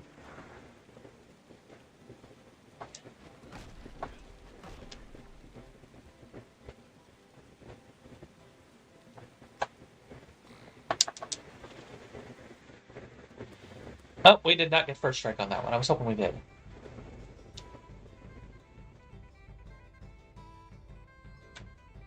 Violent Cleave. Take out all three of you with one hit.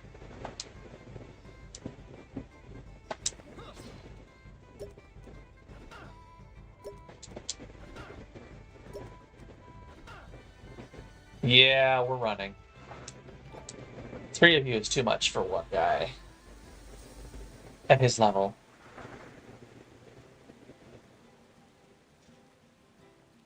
Oh, it restored our health all full too. Okay, so that when we do the thing, it's like we go to the campsite and sleep. So let's check the other fight, see if it's fewer of those guys. And if we can get a first strike.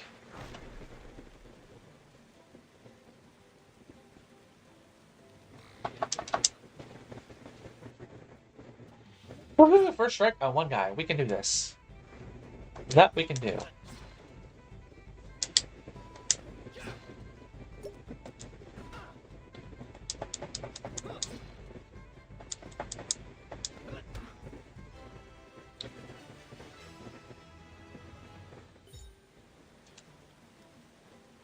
They're worth good money if we can kill them. Woohoo! Market thing!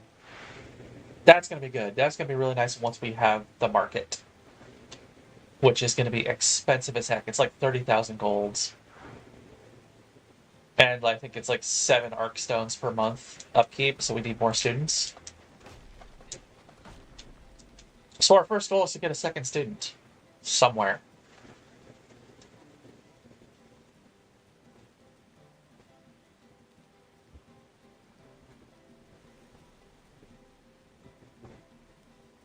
I don't know if I should test this.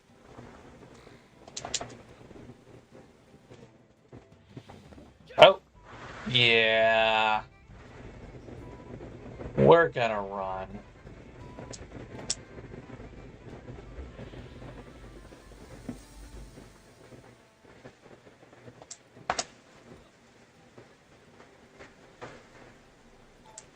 We will teleport back home.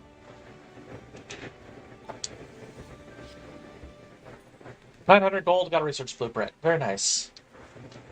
How do we use some of these research blueprints? Like the students one, the second student. Maybe we'll unlock it like a new lab upgrade or something like that somewhere that will allow me to do that. I don't know. I would hope not. Spring! Yay! He leveled up. Lost 40 stamina. We're going to let him rest for a month. It's a new year, Principal, and we've successfully recruited new students. Ilyanka and Elias. Go ahead and check on them in the student menu. There we go. We have students now. Since they're new, you should assign them to courses like you did for Rodno. Yep, let's take a look at where they're from. Claim our gym upgrade first.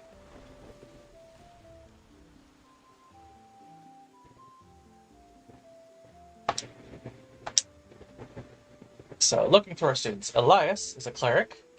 So there's holy stuff. You're from... What does Nihilus do? Increases max HP, defense, and evasion gains from proficiency by 35, 30, and 20% respectively. Okay. And Ilyanka is our mage. There we go.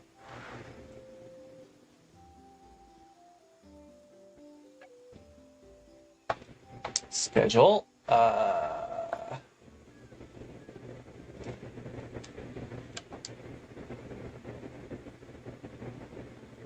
Build a wizarding arena.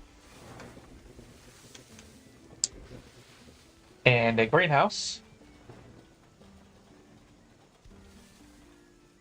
You want to marry the Ein in God Eater 3?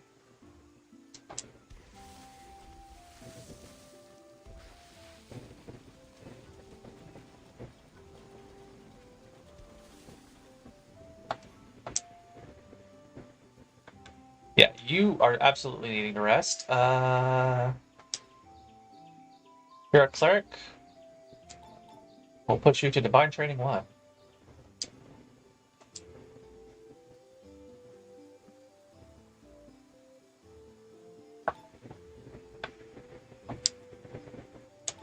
Put you to Magic 1.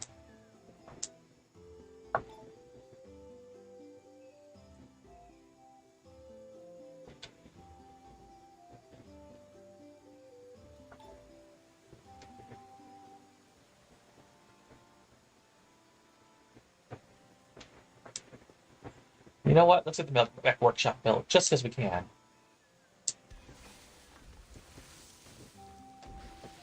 That will now give us... that wasn't it. A schedule. An Academy passive effect of plus 30 per month, or we're getting a boost for having each of those for the 10 plus 10 per month. You think this should be a mobile game?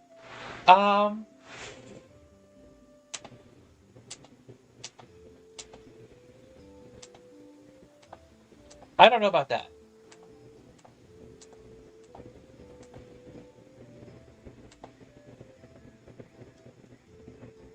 It could be, but I mean, I think there's a lot going on here that's more complex than should be. Like, this does really seem like it was built for a PC.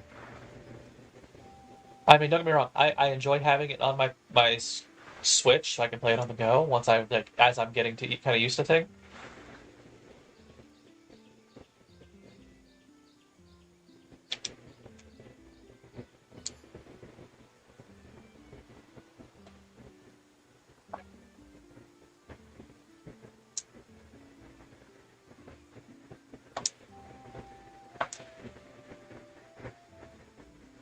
How do I play a minigame? I don't know what I do for a minigame. Yes, the student is set to rest.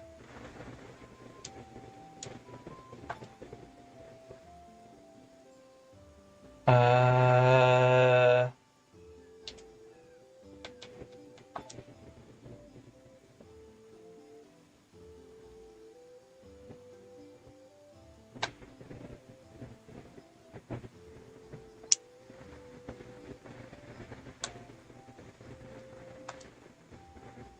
Check errands. Sometimes the threat level of dungeon makes it too dangerous for our students. Of course, there's always the option of using diplomacy and a bit of gold to lower it, but errands can also do the job. Aside from decreasing threat levels, errands can also be rather profitable, as some of them reward us with gold and Arkstone if we succeed. You can choose from the available errands here, the first of which will be available on Spring 1301. Multiple students can be sent on one errand, and you can view the recommended number of students for each errand. If you cannot meet the suggested amount, you can still give it a try, but the chances of success will be decreased. To start an errand, you just need to select which students are going to take part. Sending students on errands will use up some of their stamina. They will also be unavailable for quests. Once you've chosen the students to send, you will need to press the next month button, start the errand, blah blah blah.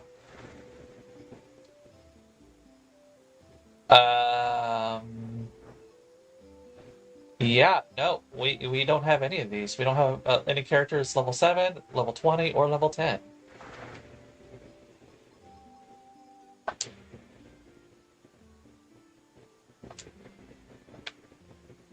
Next month.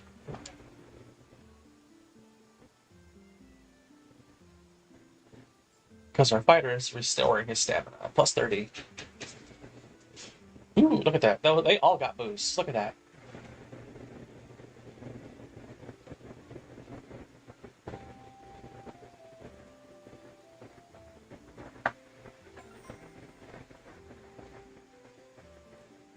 Story, Stray Dog.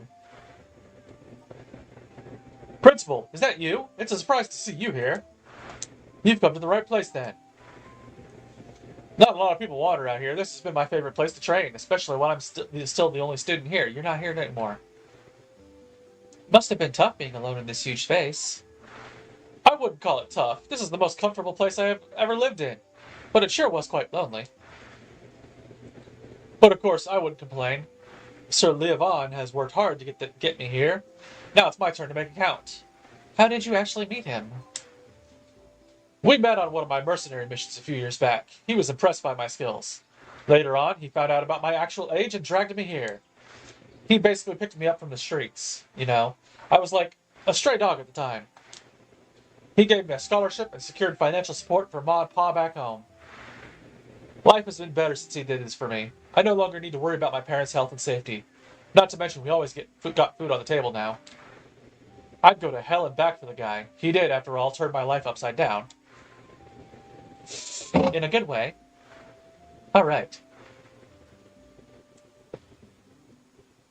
Yes, a student is indeed set to rest. The heck? Oh, we got a fourth slot for a student. That's where I got our fourth slot. So we could theoretically recruit a... I don't know who you are. Stamina 5. That's odd. Maybe that's a new student we're going to have coming in soon? I don't know.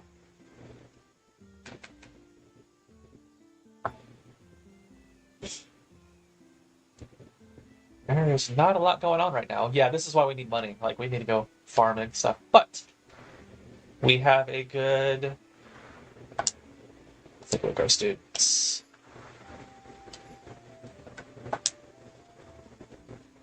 Ooh. That's kind of weird. It heals everybody, but then it silences you? That's an odd skill. That is a weird choice. Now that's an interesting choice. Okay, cool. Alright, level 4. I don't know who you are. You look like Ilya, but you're not Ilyanka.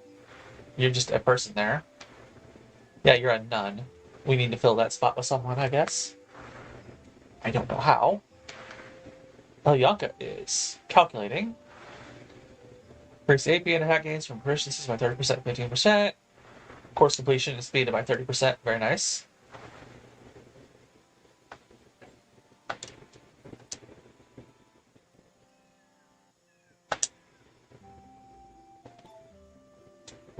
You are... Yeah, you need one more month.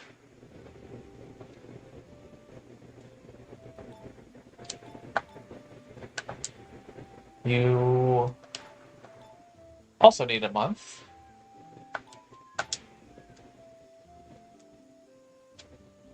I have no clue what minigame is, or how I get to it.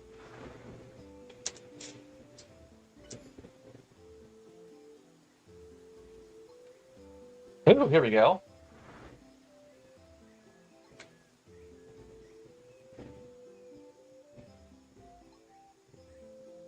Some of our monthly supplies have fallen from its cart during delivery. Find the supplies along the path. Let's do that one. Ilyanka. And Elias. Have a full party that way.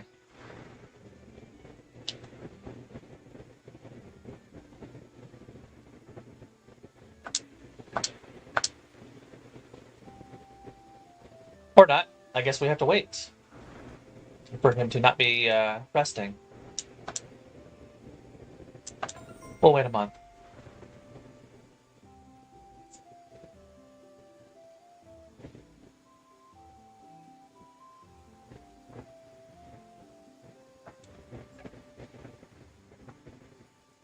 And another thing, story teaching arrangement. Principal, this is as good a time as any to introduce you properly to the artwork professor that will teach here in your academy. Ooh, I like her design already.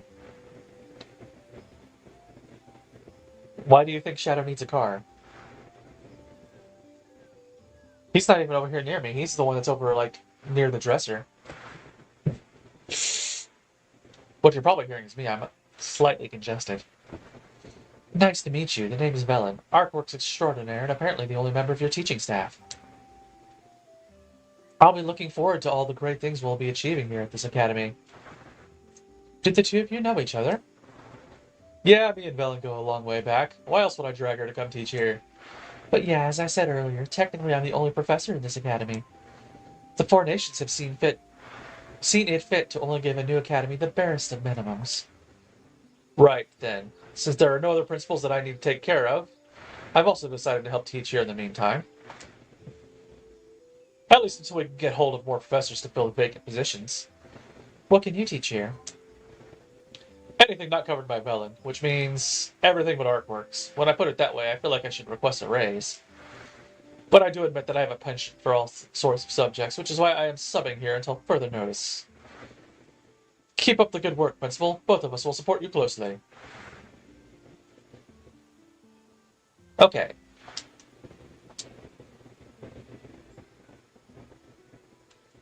Switch you to study.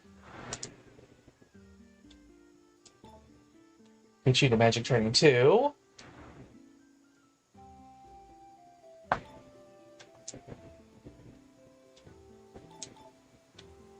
Switch you to Divine Training 2.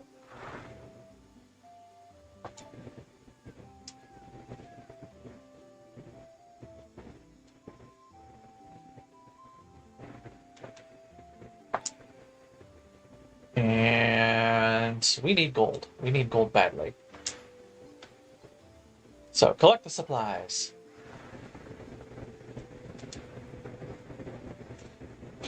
And we finally have a proper party.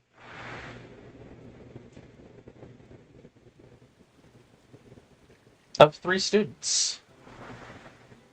Find the fallen supplies. Well, that was quick.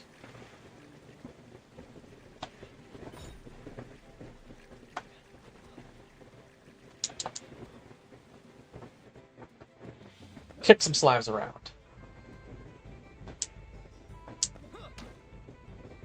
So now we can go, okay, I want you to attack that one. And that's how we break it. Oops, wrong character.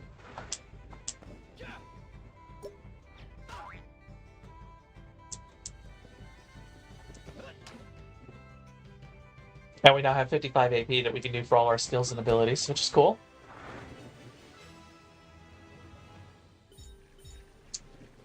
And now you get to see, like, this is kind of how we expand and build up on the game a bit.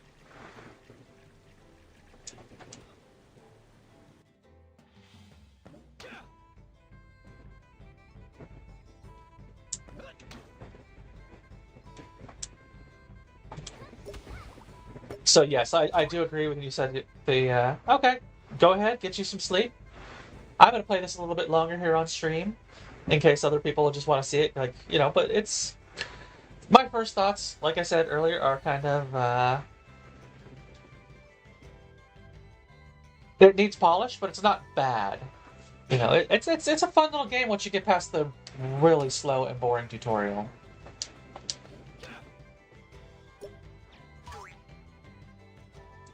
So, rest well, Autumn. I will catch you later tonight, / tomorrow, / whatever, when we do our Rune Factory usual stream.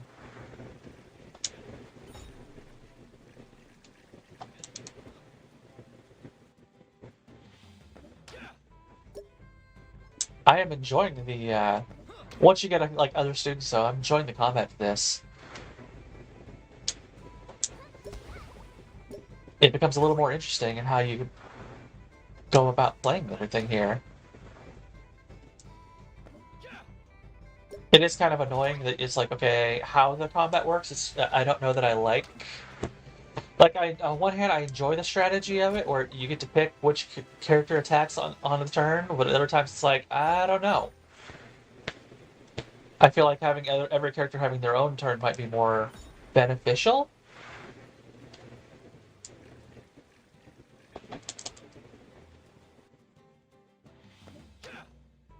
So, we'll go smack some slimes around.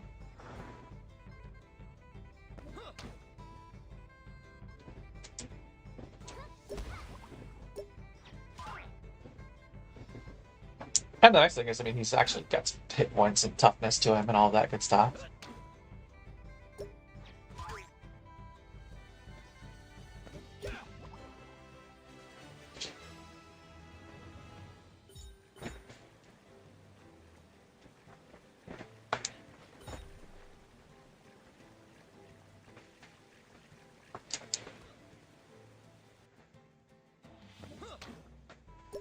I mean, these aren't exactly tough enemies here that we're dealing with here. But, yeah, your starter slimes or whatever rarely are exactly what you would call tough enemies.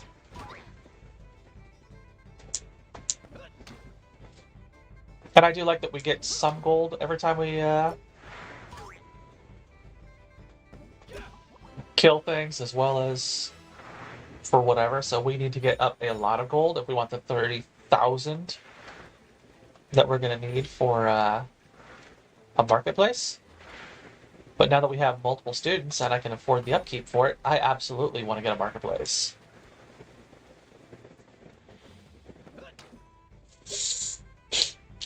Now the question is, once I complete this quest in here, if I go back right away, will I be able to explore further areas, or am I stuck to this just one small area that I've been in? Because I see that the barriers have gone back up, that are usually gone on my exploring ones.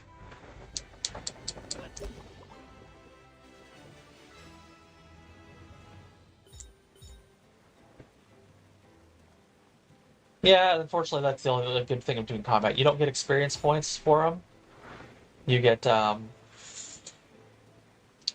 money.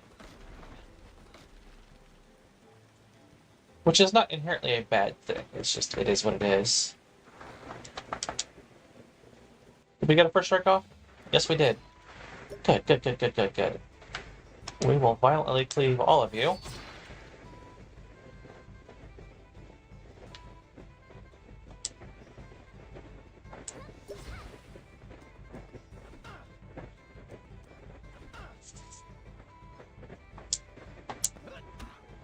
Kill that one.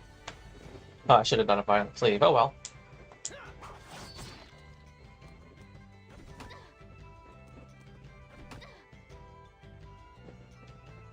Let her attack. And break both their defenses.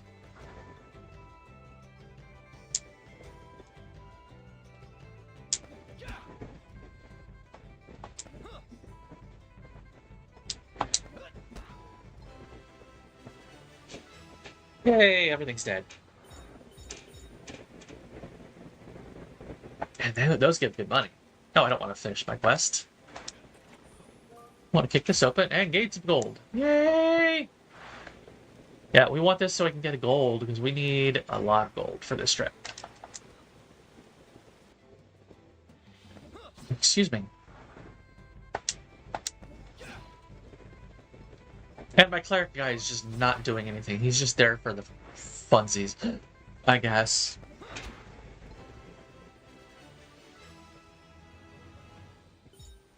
But yeah, each of these guys is worth 350 gold. That is going to add up quick. As my little students get good at what they're doing.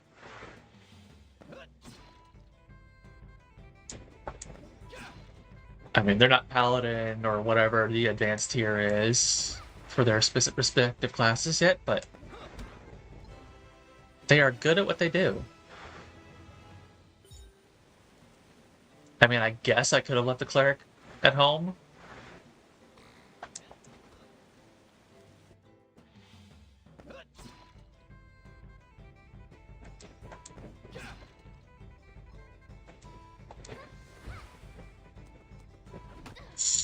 But he's nice to have for in case I need to heal up party members. Like here. Forbidden Blessing.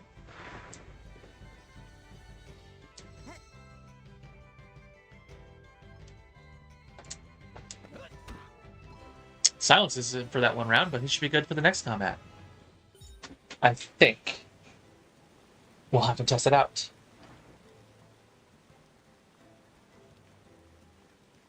On you.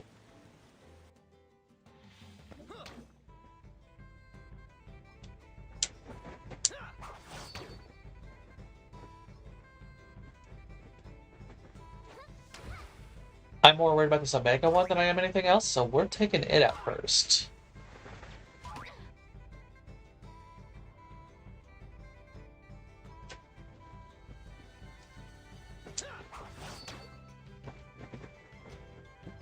Ah, she can't do acid rain. Okay,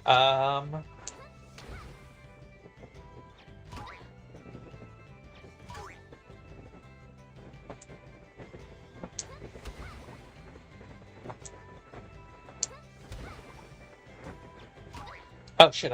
I should have killed him first. Okay, they're only stunned for one turn. It looks like that is good to know. Ooh, I don't know what the red marker over there is. Maybe that's a hey, you've killed X amount of enemies, and now you can unlock something more. We'll find out.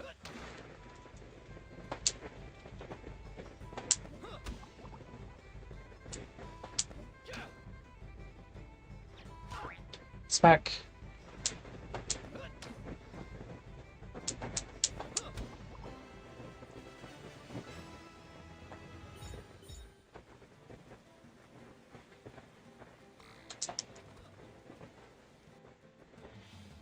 I am absolutely enjoying the possibilities with this game. It's a slow start, and it's controls like it feels like it was designed with a mouse and keyboard in mind. But it's not bad. It just probably the Switch version is not bad at all. Just takes a little getting used to the control scheme choices that they had, I guess.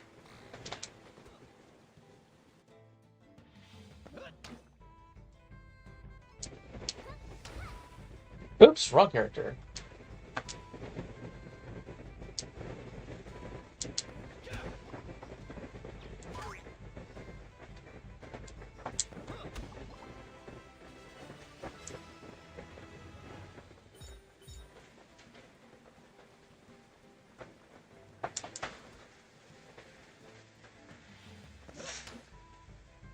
Yeah, these slime things are not hard to get a first strike on at all. The Pion. I mean, even the names makes me think of Poonies from the Atelier series.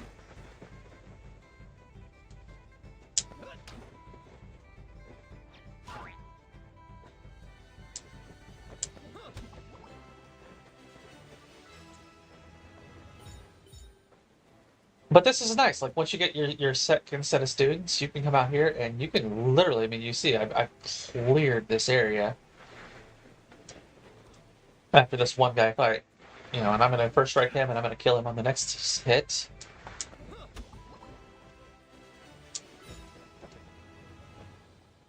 And because I'm here on a quest, I can't go past these barriers, unfortunately, that I normally can when I explore.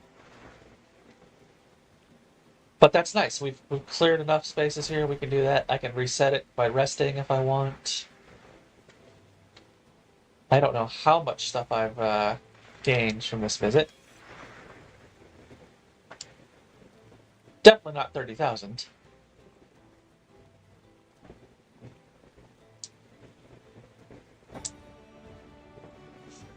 But we got a good chunk. We got several thousand because of all the guys that were 350, and we got the 650 or 750 or whatever for the quest. Yeah, 7,500 gold. That's not bad. I will be right back. I'm gonna go run to the restroom real quick.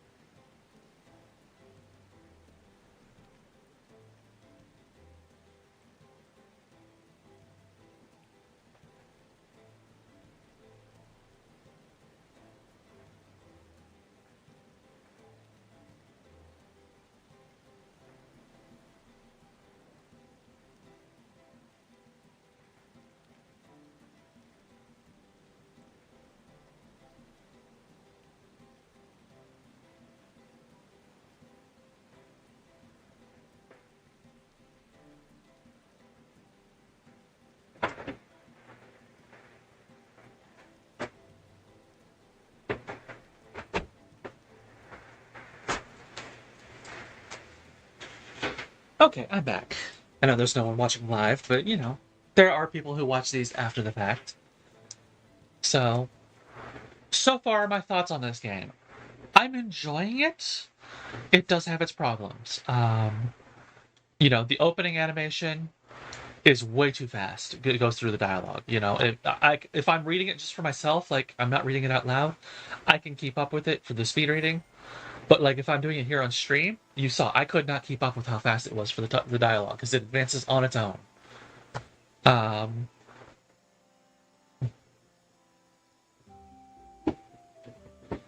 as for the tutorial, it is slow, but it is not terribly slow. Let's put it that way. I'm used to the Persona titles where you talk slow burn. Those have like a 5 to 10 hour start before you have full access to stuff. Another con is these little scenes, like these story scenes here. When it comes to like, we'll show here the thing where like their dialogue is still streaming, but it's faded out to allow me to pop up for my choices before I've even read what they're saying. I don't like that. Beyond that, I don't know. I enjoy it. I can definitely see how some people wouldn't enjoy it. I don't know that we'll be playing it on the channel after tonight's stream ever again. Um, you guys let me know in the comments if you enjoy it or not. If you want to see more, it's absolutely a slow thing. One of the things I do dislike about it is you only have one save file per cartridge. Period.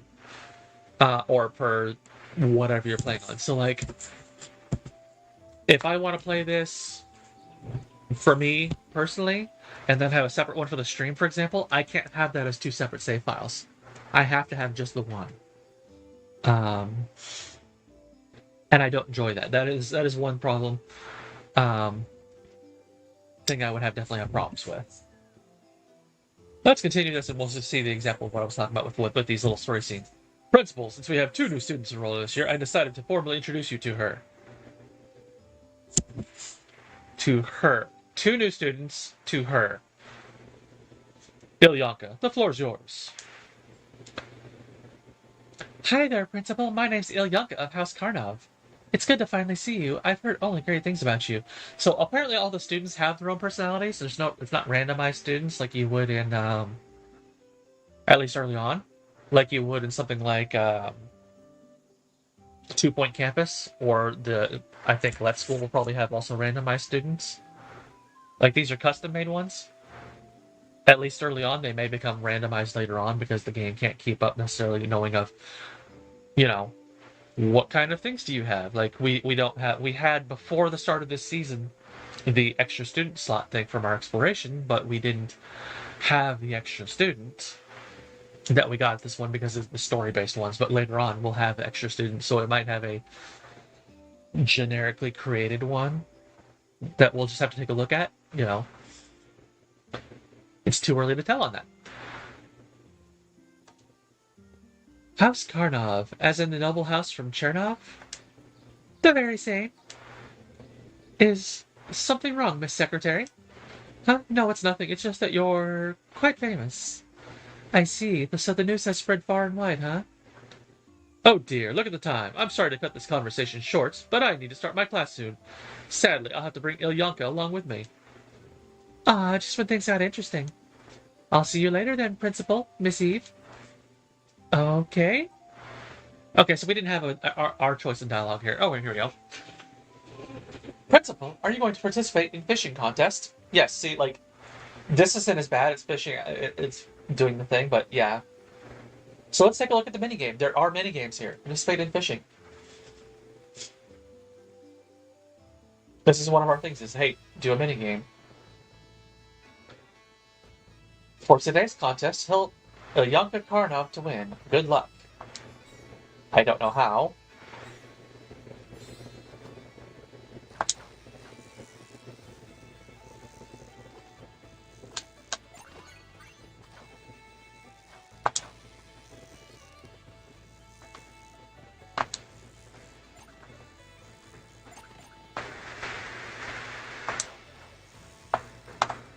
Okay, so this is an interesting. It's kind of like the almost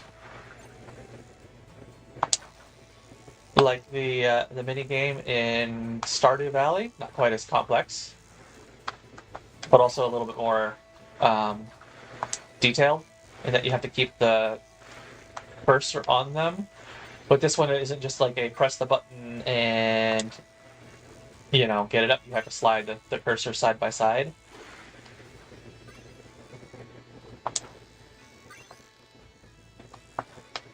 Yeah, Ilyonka's not winning this thing.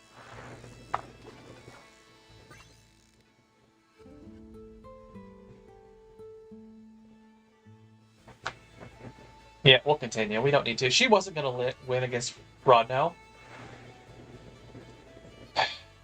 Okay, let's retry. Now that I understand the contest. I don't want to help Ilyana. I want to help Rodno because he's going to be absolutely going to kick his butt. I think this is a physical.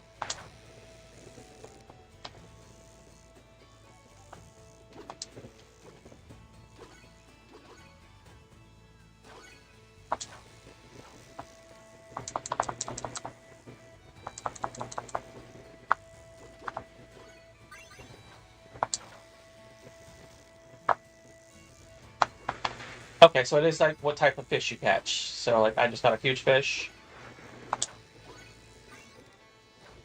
Big fish.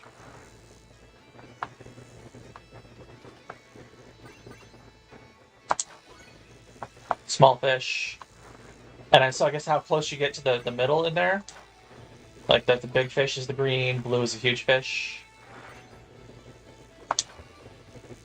Anything outside it is a small fish.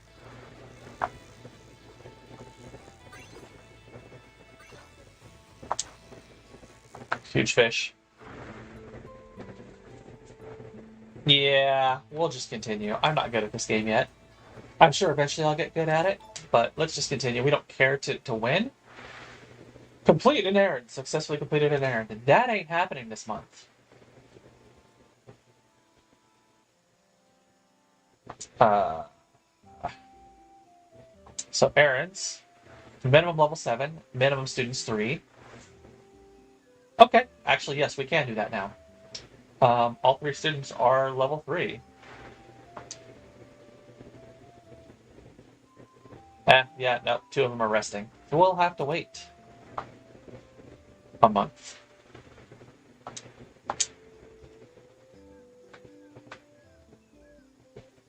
Switch to rest. Switch to rest. Let everyone rest.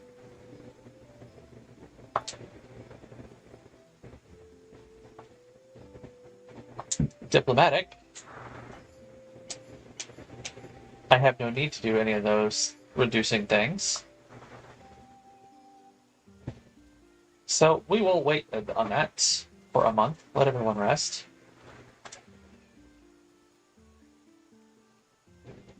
It's now summer.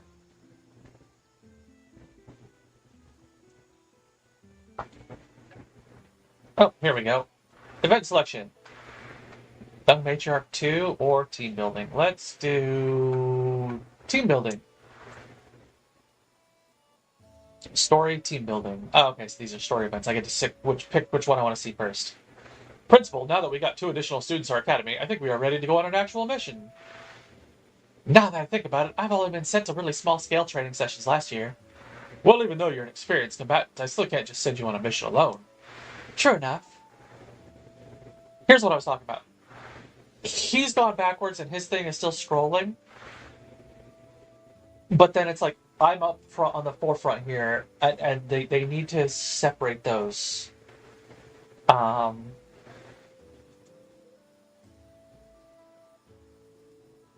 So absolutely, I'll have to kind of demonstrate some of this like later on if I do a review video for this. So, but don't you worry. Now that those 2 are here, we can actually do something to make up for your lack of missions. What mission do you have for us, Liaison? Nice. Finally, I think I may have been a bit rusty because of last year. Well, good to see everyone's eager.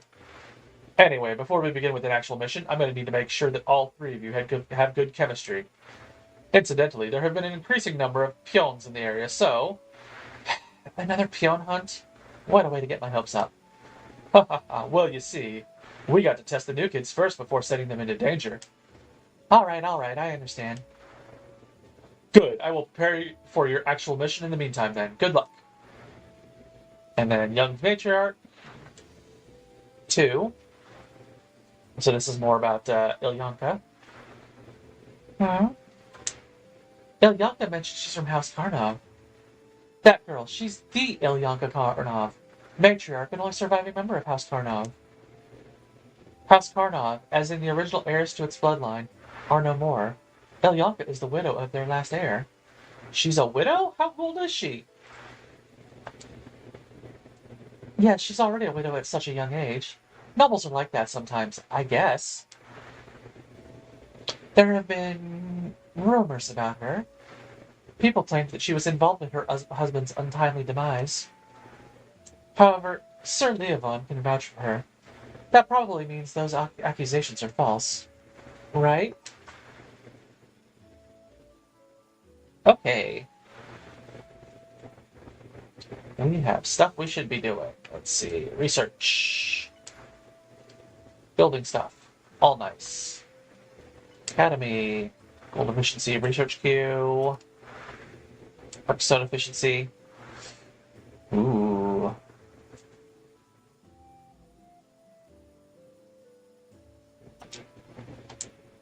Gold efficiency we can't do. Battle we don't have the stuff.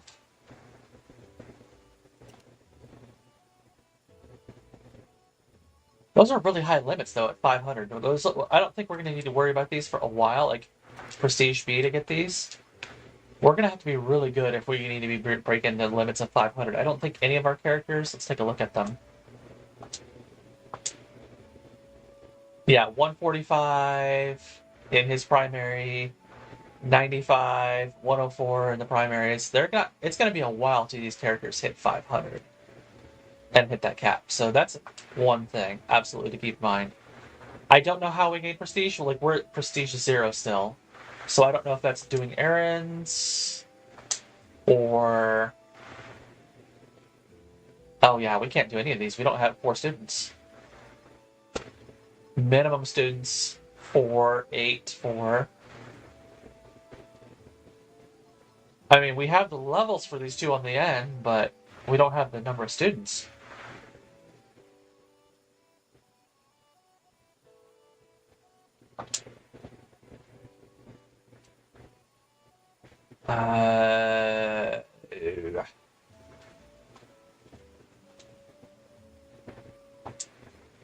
You know what? Let's just buy the Arcstone efficiency. We have a positive inflow of Arcstones. And I have no desire to hit that cap. So... what's our schedules looking like?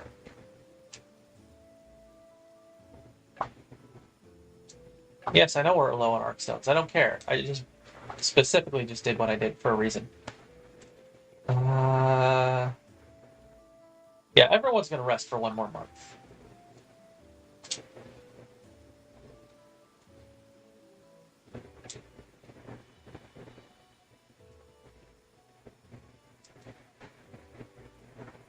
Excellent. Everyone's good where they need to be. Oh, more story stuffs. Future librarian. Oh, Principal, are you here looking for any book in particular? Wow, that's our Elias. Okay, that's a interesting character model. Wait, where are my manners? My name is Elias Biel. I'm a new student here in the academy. I believe we've not been properly introduced yet, Principal. Are you the one from Makosi? Correct, born and raised in Makosil. Oh, Makosil. Elias here is a librarian in training. Came all the way from Mokosil's Grand Archive. A promising young man, they said. The monastery folks are too kind. I'm sure it's just exaggeration on their part. Ah, that's why you're here in the library. Ha ha ha, well, as they said, Principal, old habits die hard. I sure hope our library will be enough for you, Elias. We don't have as many collection as the Grand Archive. Yeah, there's definitely another thing, like I keep bringing this up. some localization issues or dialogue issues, however you want to look at it. Not to worry, sir. There are books here that I have not read yet in the archive. Well, in that case, I think you're going to have a good time because more books are coming. Oh, now that would be delightful indeed. Ooh, summer internship.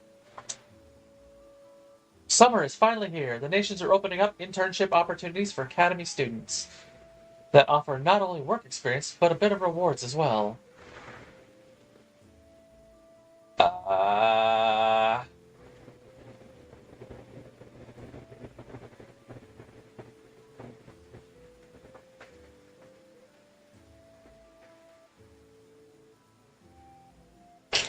I can't afford to send them to research facilities, so I have to send them to the adventuring guilds.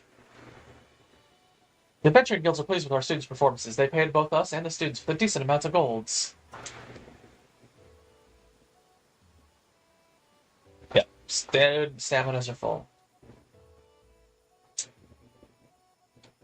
Alright. What do I need to make him a paladin?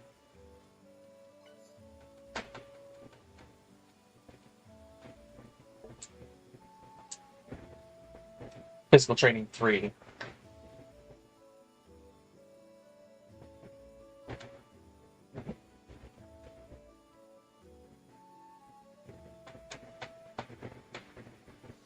Sword studies, armor studies, shield studies. So, like, yeah, the Booketeer would be a divine hammer kind of thing. Like, armor studies, sword studies.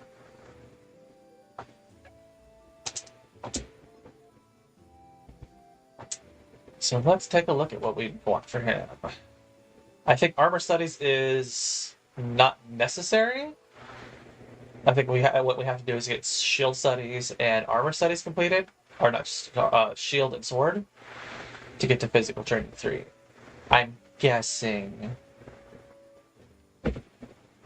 Ooh, we need magic stats also for that arc. Yeah, divine, magic. Well, he should be getting those from my other stuff. So that's good. But that's interesting, yeah.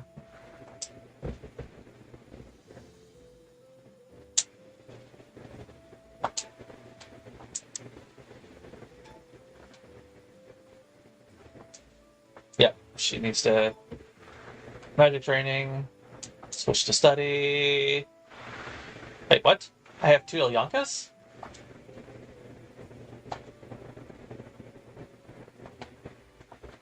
Apparently. This is kind of buggy.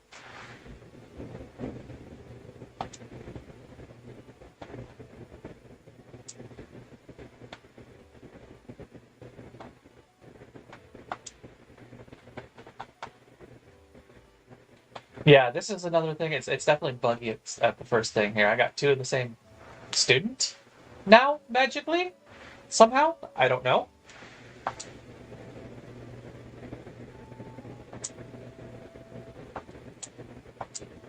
Yes, students are full stamina. And now she's this one's blank again because it's a non-student. That is weird.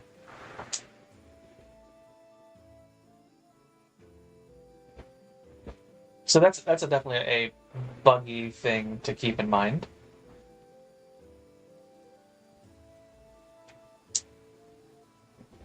Oh, there we go. There's a better heal.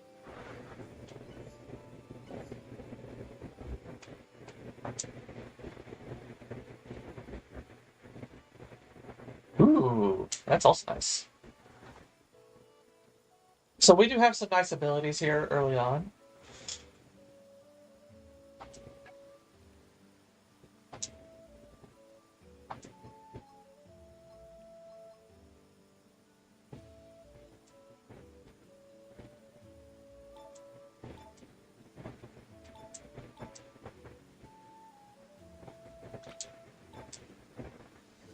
Yeah, this non-student increases my success rate by 8%.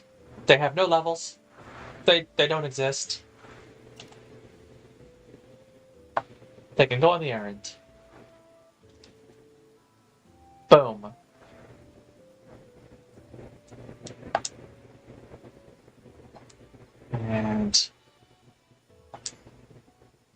Yeah, we don't have enough resources to pay you. Whatever, we'll advance it. Yeah, those are difficult, so we need to find a way to reduce those.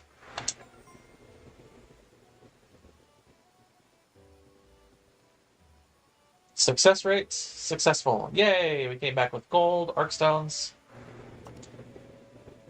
We completed it. Yeah, everyone went down a lot. By 40. She leveled up. Wow, they gained hardly anything that month because of the errand, I guess.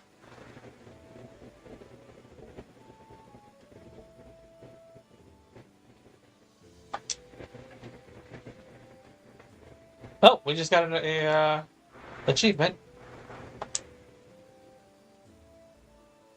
Claim all. Got us a lot of good stuff.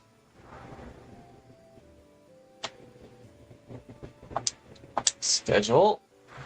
Study, study. Study, yep.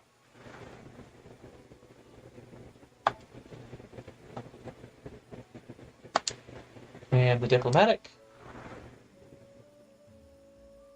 Yeah, this is what I'm talking about. Like, it seems like it should be a mouse cursor here. They've got the, you can see that little quill that's kind of hovering there. That should be the mouse cursor.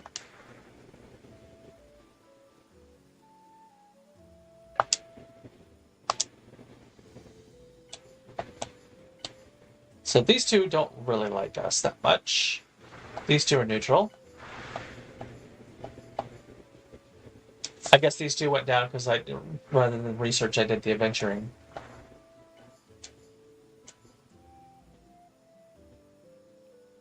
So our cleric has got a minus 25% bonus for rewards in the forest, his tuition, and divine points generated.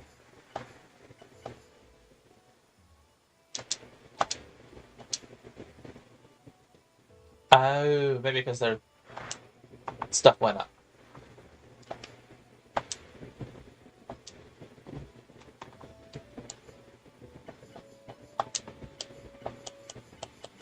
Okay, that fixed that. Maintain a good relationship. I wish I could read this full thing. I can't highlight maintain a good relationship with... Bleh?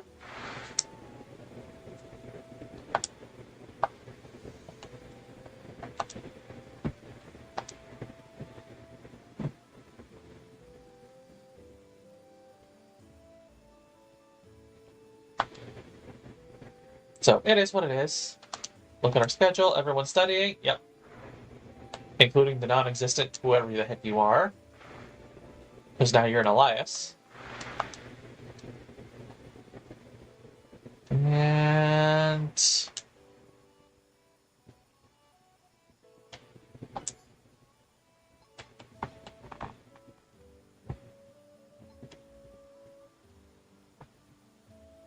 Ooh. The team building activity. Defeat 5 peons. Enemies are magic. Okay.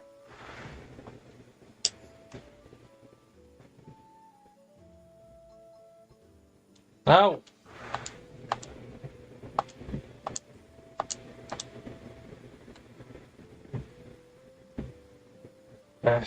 You should not be resting. You have, like, tons of stamina. He should be resting soon. Yeah, so this is buggy, absolutely buggy. We'll leave it at that. This gives 1,000 gold and something story related, I'm guessing.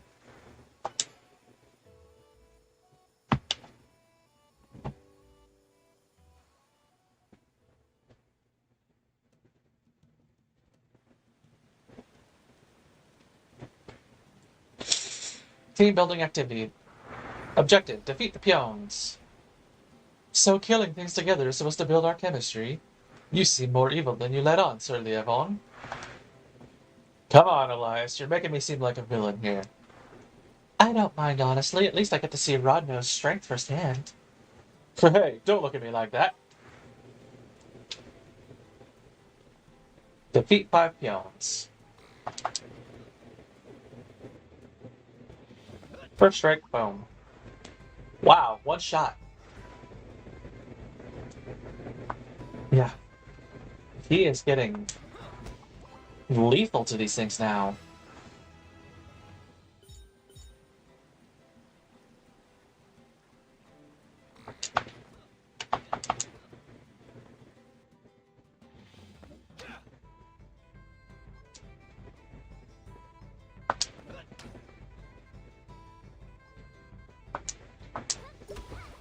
So it's an interesting game. It's a buggy game early on. I look forward to seeing some patches for it. You know, I think after a good patch or two, this game could be really, really good. It's not 10 out of 10 material, but I'd say probably 8 out of 10 maybe. You know, once it's patched up. You know, that weird, mysterious fourth student is definitely a bug. Um, and like I said, there's a few other things that need attention.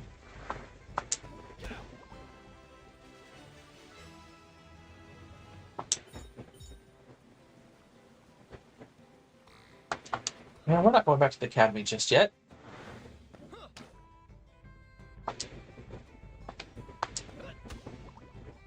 We are gonna make full use out of this full trip. Get like 7,000 or whatever golds. Because they call it golds, not just gold. Golds.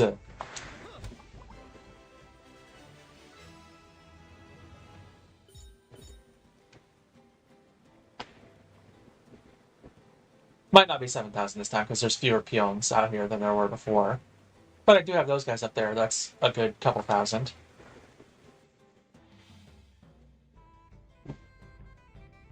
Nope, no first strike. Don't need it either, though, because one shot.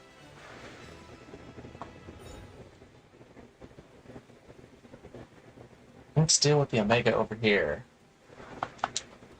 I do like it, like it bads on as you go. It does get better and better with that. Alright, Violent Cleave. Boom. I want her to take out the Omega first thing. That's the only one that's actually a threat to anybody.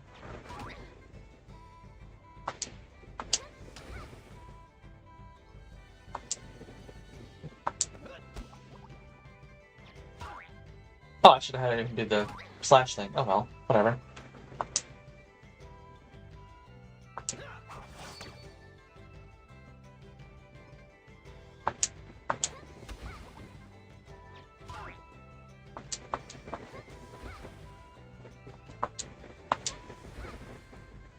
Wow, her aim is terrible. It's a slime. How do you miss it that much? Still good money.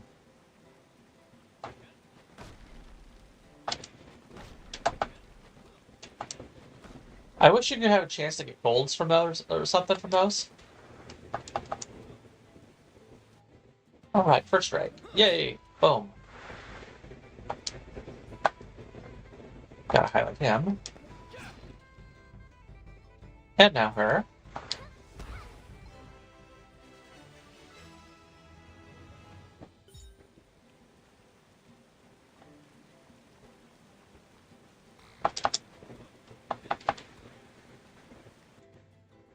First strike. Smack. Oh, wrong character. And again, she misses. Yep, that's a bad thing for a mage character to have terrible aim.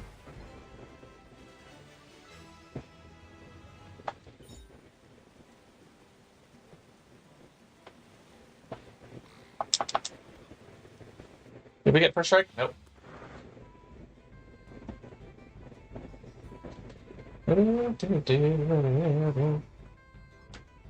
Alright, Violent Cleave.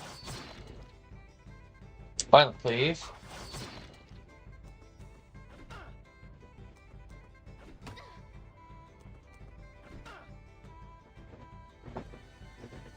She could acid rain them. But that would use up most of my AP left, so no, we won't do that. She will instead just one-shot them individually.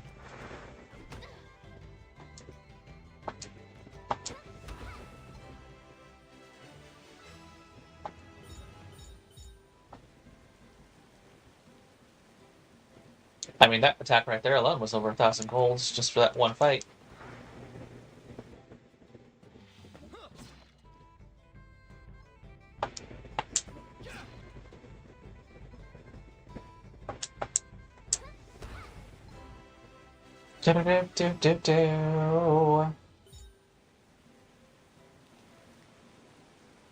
Yep, that is everything up here. We don't have access to these other areas just yet. Because our quest is just this one limited small spot. So, how was your bonding session? It was fun, right, Rodno? Man, I don't know about bonding, but it sure feels good to swing my sword around. I'd be lying if I said I didn't enjoy it. Quest complete. Complete 5 quests. Got 4,000 gold, yes, this time. Still, it's money.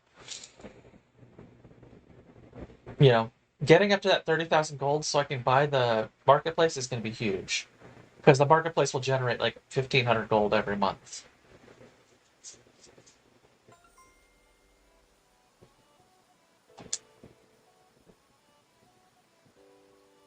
All right. Oh, wow. He's at -10. Yeah, he's up a lot. Everyone's going to be resting this month. Wow, nobody is gaining any stats, hardly. Why is that now, I wonder?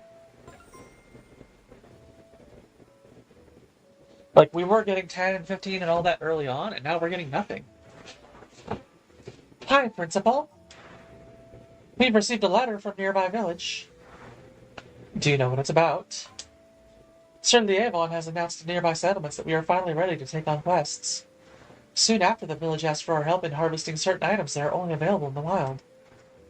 The population of peons in the area seems to have grown lately, so they're asking for our help to harvest them for us. I'll leave the details at your desk, Principal. Be sure to check it. Principal, are you going to participate in swimming contest? Sure. We'll try to do the swimming contest. So this is like the mini games, I guess. You have like once every season. All right, we're gonna help Rodno win.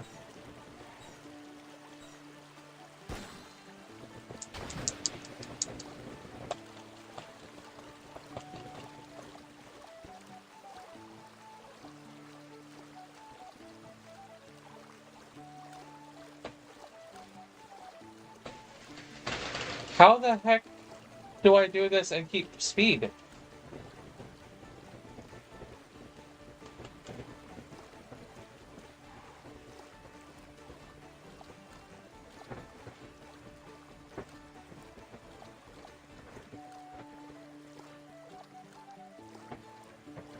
Like, he's my best physical person. I would think he would be the one to be kicking butt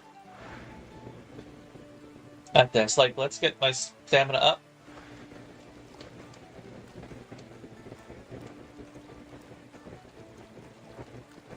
I guess I'm just trying to do it, kind of pace it like this.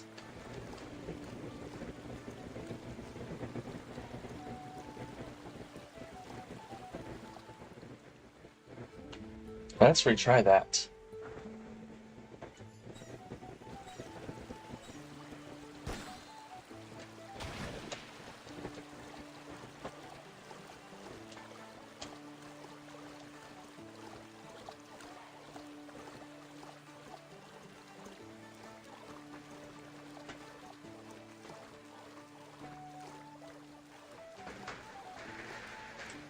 Okay, so we're doing this. And there's these obstacles, so we gotta let them get hit by instead of us.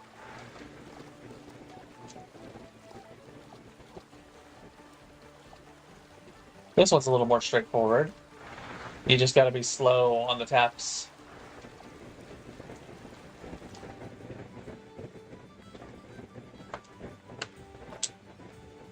Choose your reward. Oh. Oh. That's cool. I like these. Refill all student stamina. Yes, we want that one.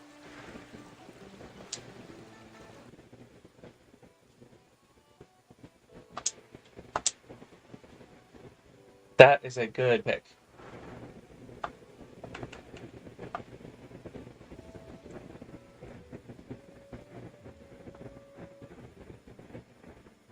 Now, I don't know why these two, like, okay, I could see him getting slow because of the thing early on, but these two should be going still fast decently. Why is our Academy passive effect so low?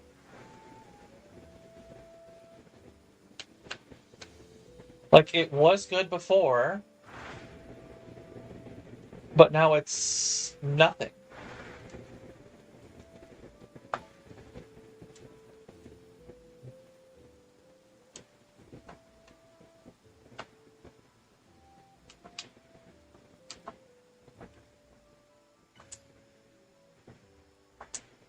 Here we go. Fold this up in this way. Maintain good relationship with a faction. I can't do that yet. Finish quest Peon in the Plains. Finish quest Amicorn's Far From Home. Finish quest Wrath of the Giga Peon. Okay. None of these have deadlines yet, so we haven't failed them.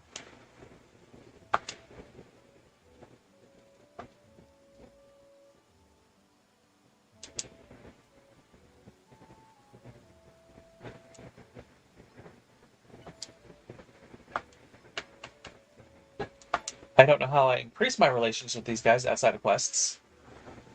No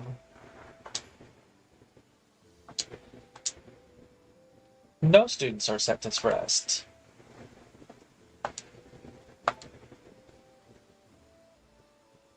There's a lot that this game does not explain to you. Like, I don't know how we raise our prestige level up there. We're still at 0 out of 90. I don't know how we level up our diplomacy. We have a quest to maintain good relationships with someone. We haven't gotten a good. We're neutral with everyone. Yeah, I don't know how. Like, I don't know why all our progress for everything, like our art stone proficiency and everything, is suddenly down. Everything has dropped off drastically, and I don't understand it.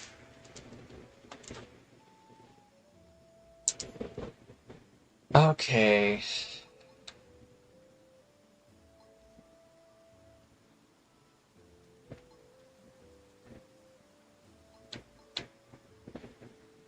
Defeat 10 peons for 1200. Sure. Take the quest. So this game it's fun, but it doesn't always explain things. Like, drastic changes like these. What the heck is happening? And I don't know if maybe it's because of my research or what. Congratulations, guys. You're going on your first proper quest. But we're still killing peons, sir. Hey, at least this time you're helping people while doing it. Isn't that what heroes do? Yeah, we're gonna kill peons, I guess.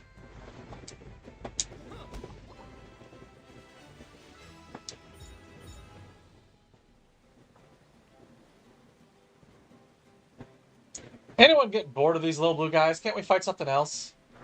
Remember, Rhino, you're not doing this for fun. We're fighting for a cause here.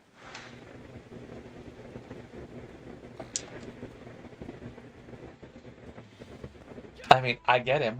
I totally get his, being bored with these guys.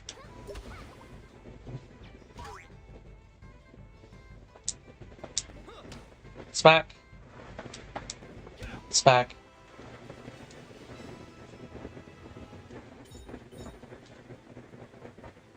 So yeah, it's definitely, like, in this regard too, is also a slow burn.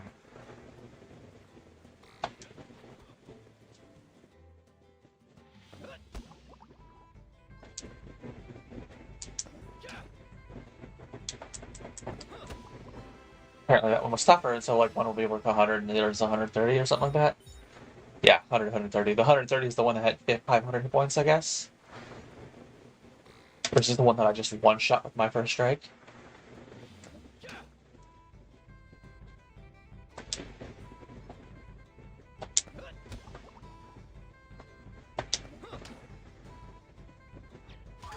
Smack. It's cutesy combat. There's nothing like oh, hardcore, blah blah. Like this is even cutesier in some ways with these chibi icons than something like the Atelier series would have.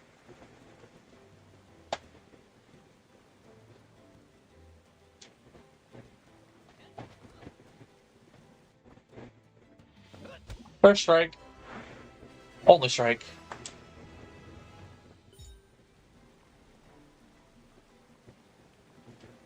Yeah, so the only way not to rest is to do it this way.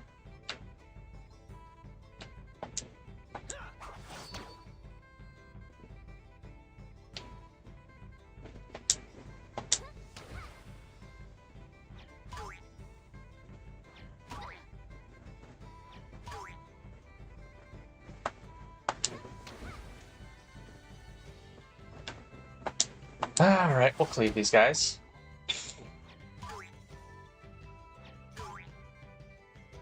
Oh no, Elias is the one taking the beatings. Last time around it was Ilyanka.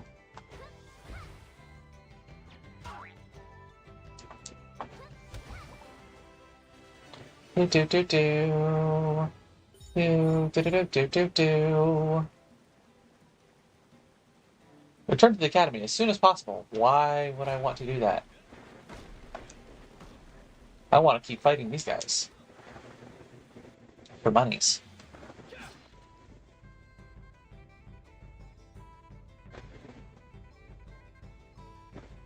And now that my display up there is being weird. There we go. Yeah, it is just buggy. It is a good game. I'm gonna have to do a review on this. It's a fun game, but it's buggy and not always clear.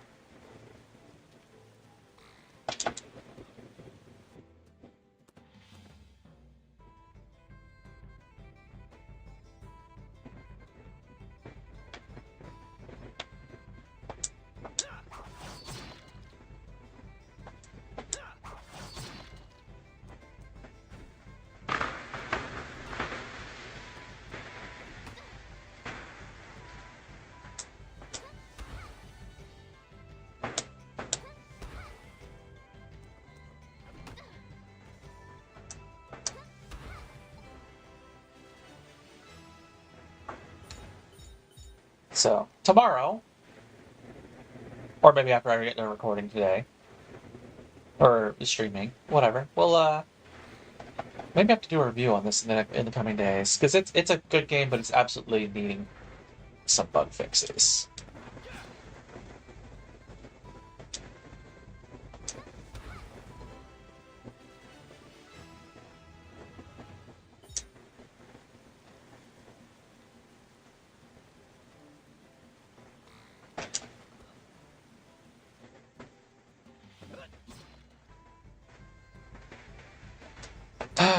Okay.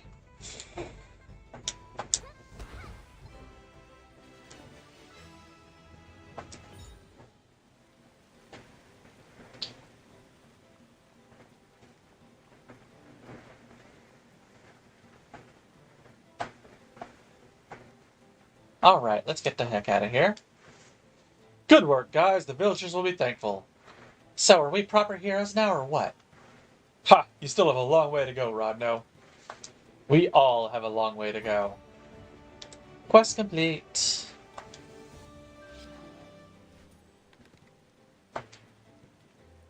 I think I might call that here for the thing for now, and I will go get some food in my belly because my stomach's kind of growling. And then I might do record a uh,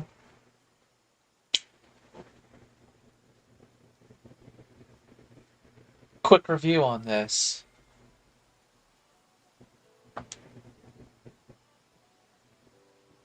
Hey, he leveled up. Still, only 3s and 2s. I don't know why that happens.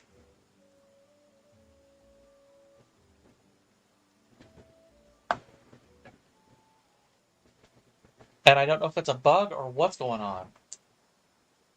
Running away. Sorry. Maybe we have a 4th student finally. Hey, Rod.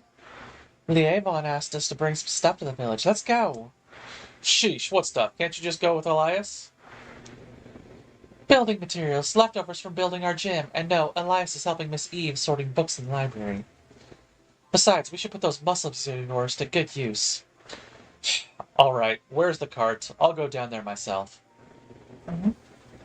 What are you standing around for? Where's the...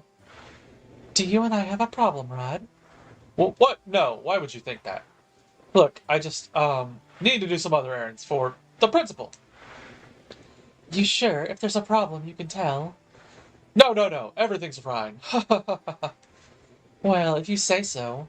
The stuff is on a cart behind the gym. Alright, I'll be off then. Why is he always avoiding me? Far from home?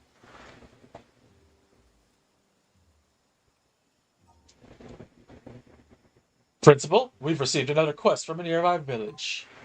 The villagers, you mean? Fortunately, yes, they're alright. There have been numerous reports of Amacorn sightings near the village. They don't really pose any immediate danger, but their presence in the area can be troublesome for villagers who need to go into the wilderness. Amacorns, aren't they supposed to be further into the wild? True, strange as it may be. They are now so close to a human settlement, something has to be done. Anyway, I'll leave the details at your desk as usual. In the meantime, I'll make sure the students are ready for the mission.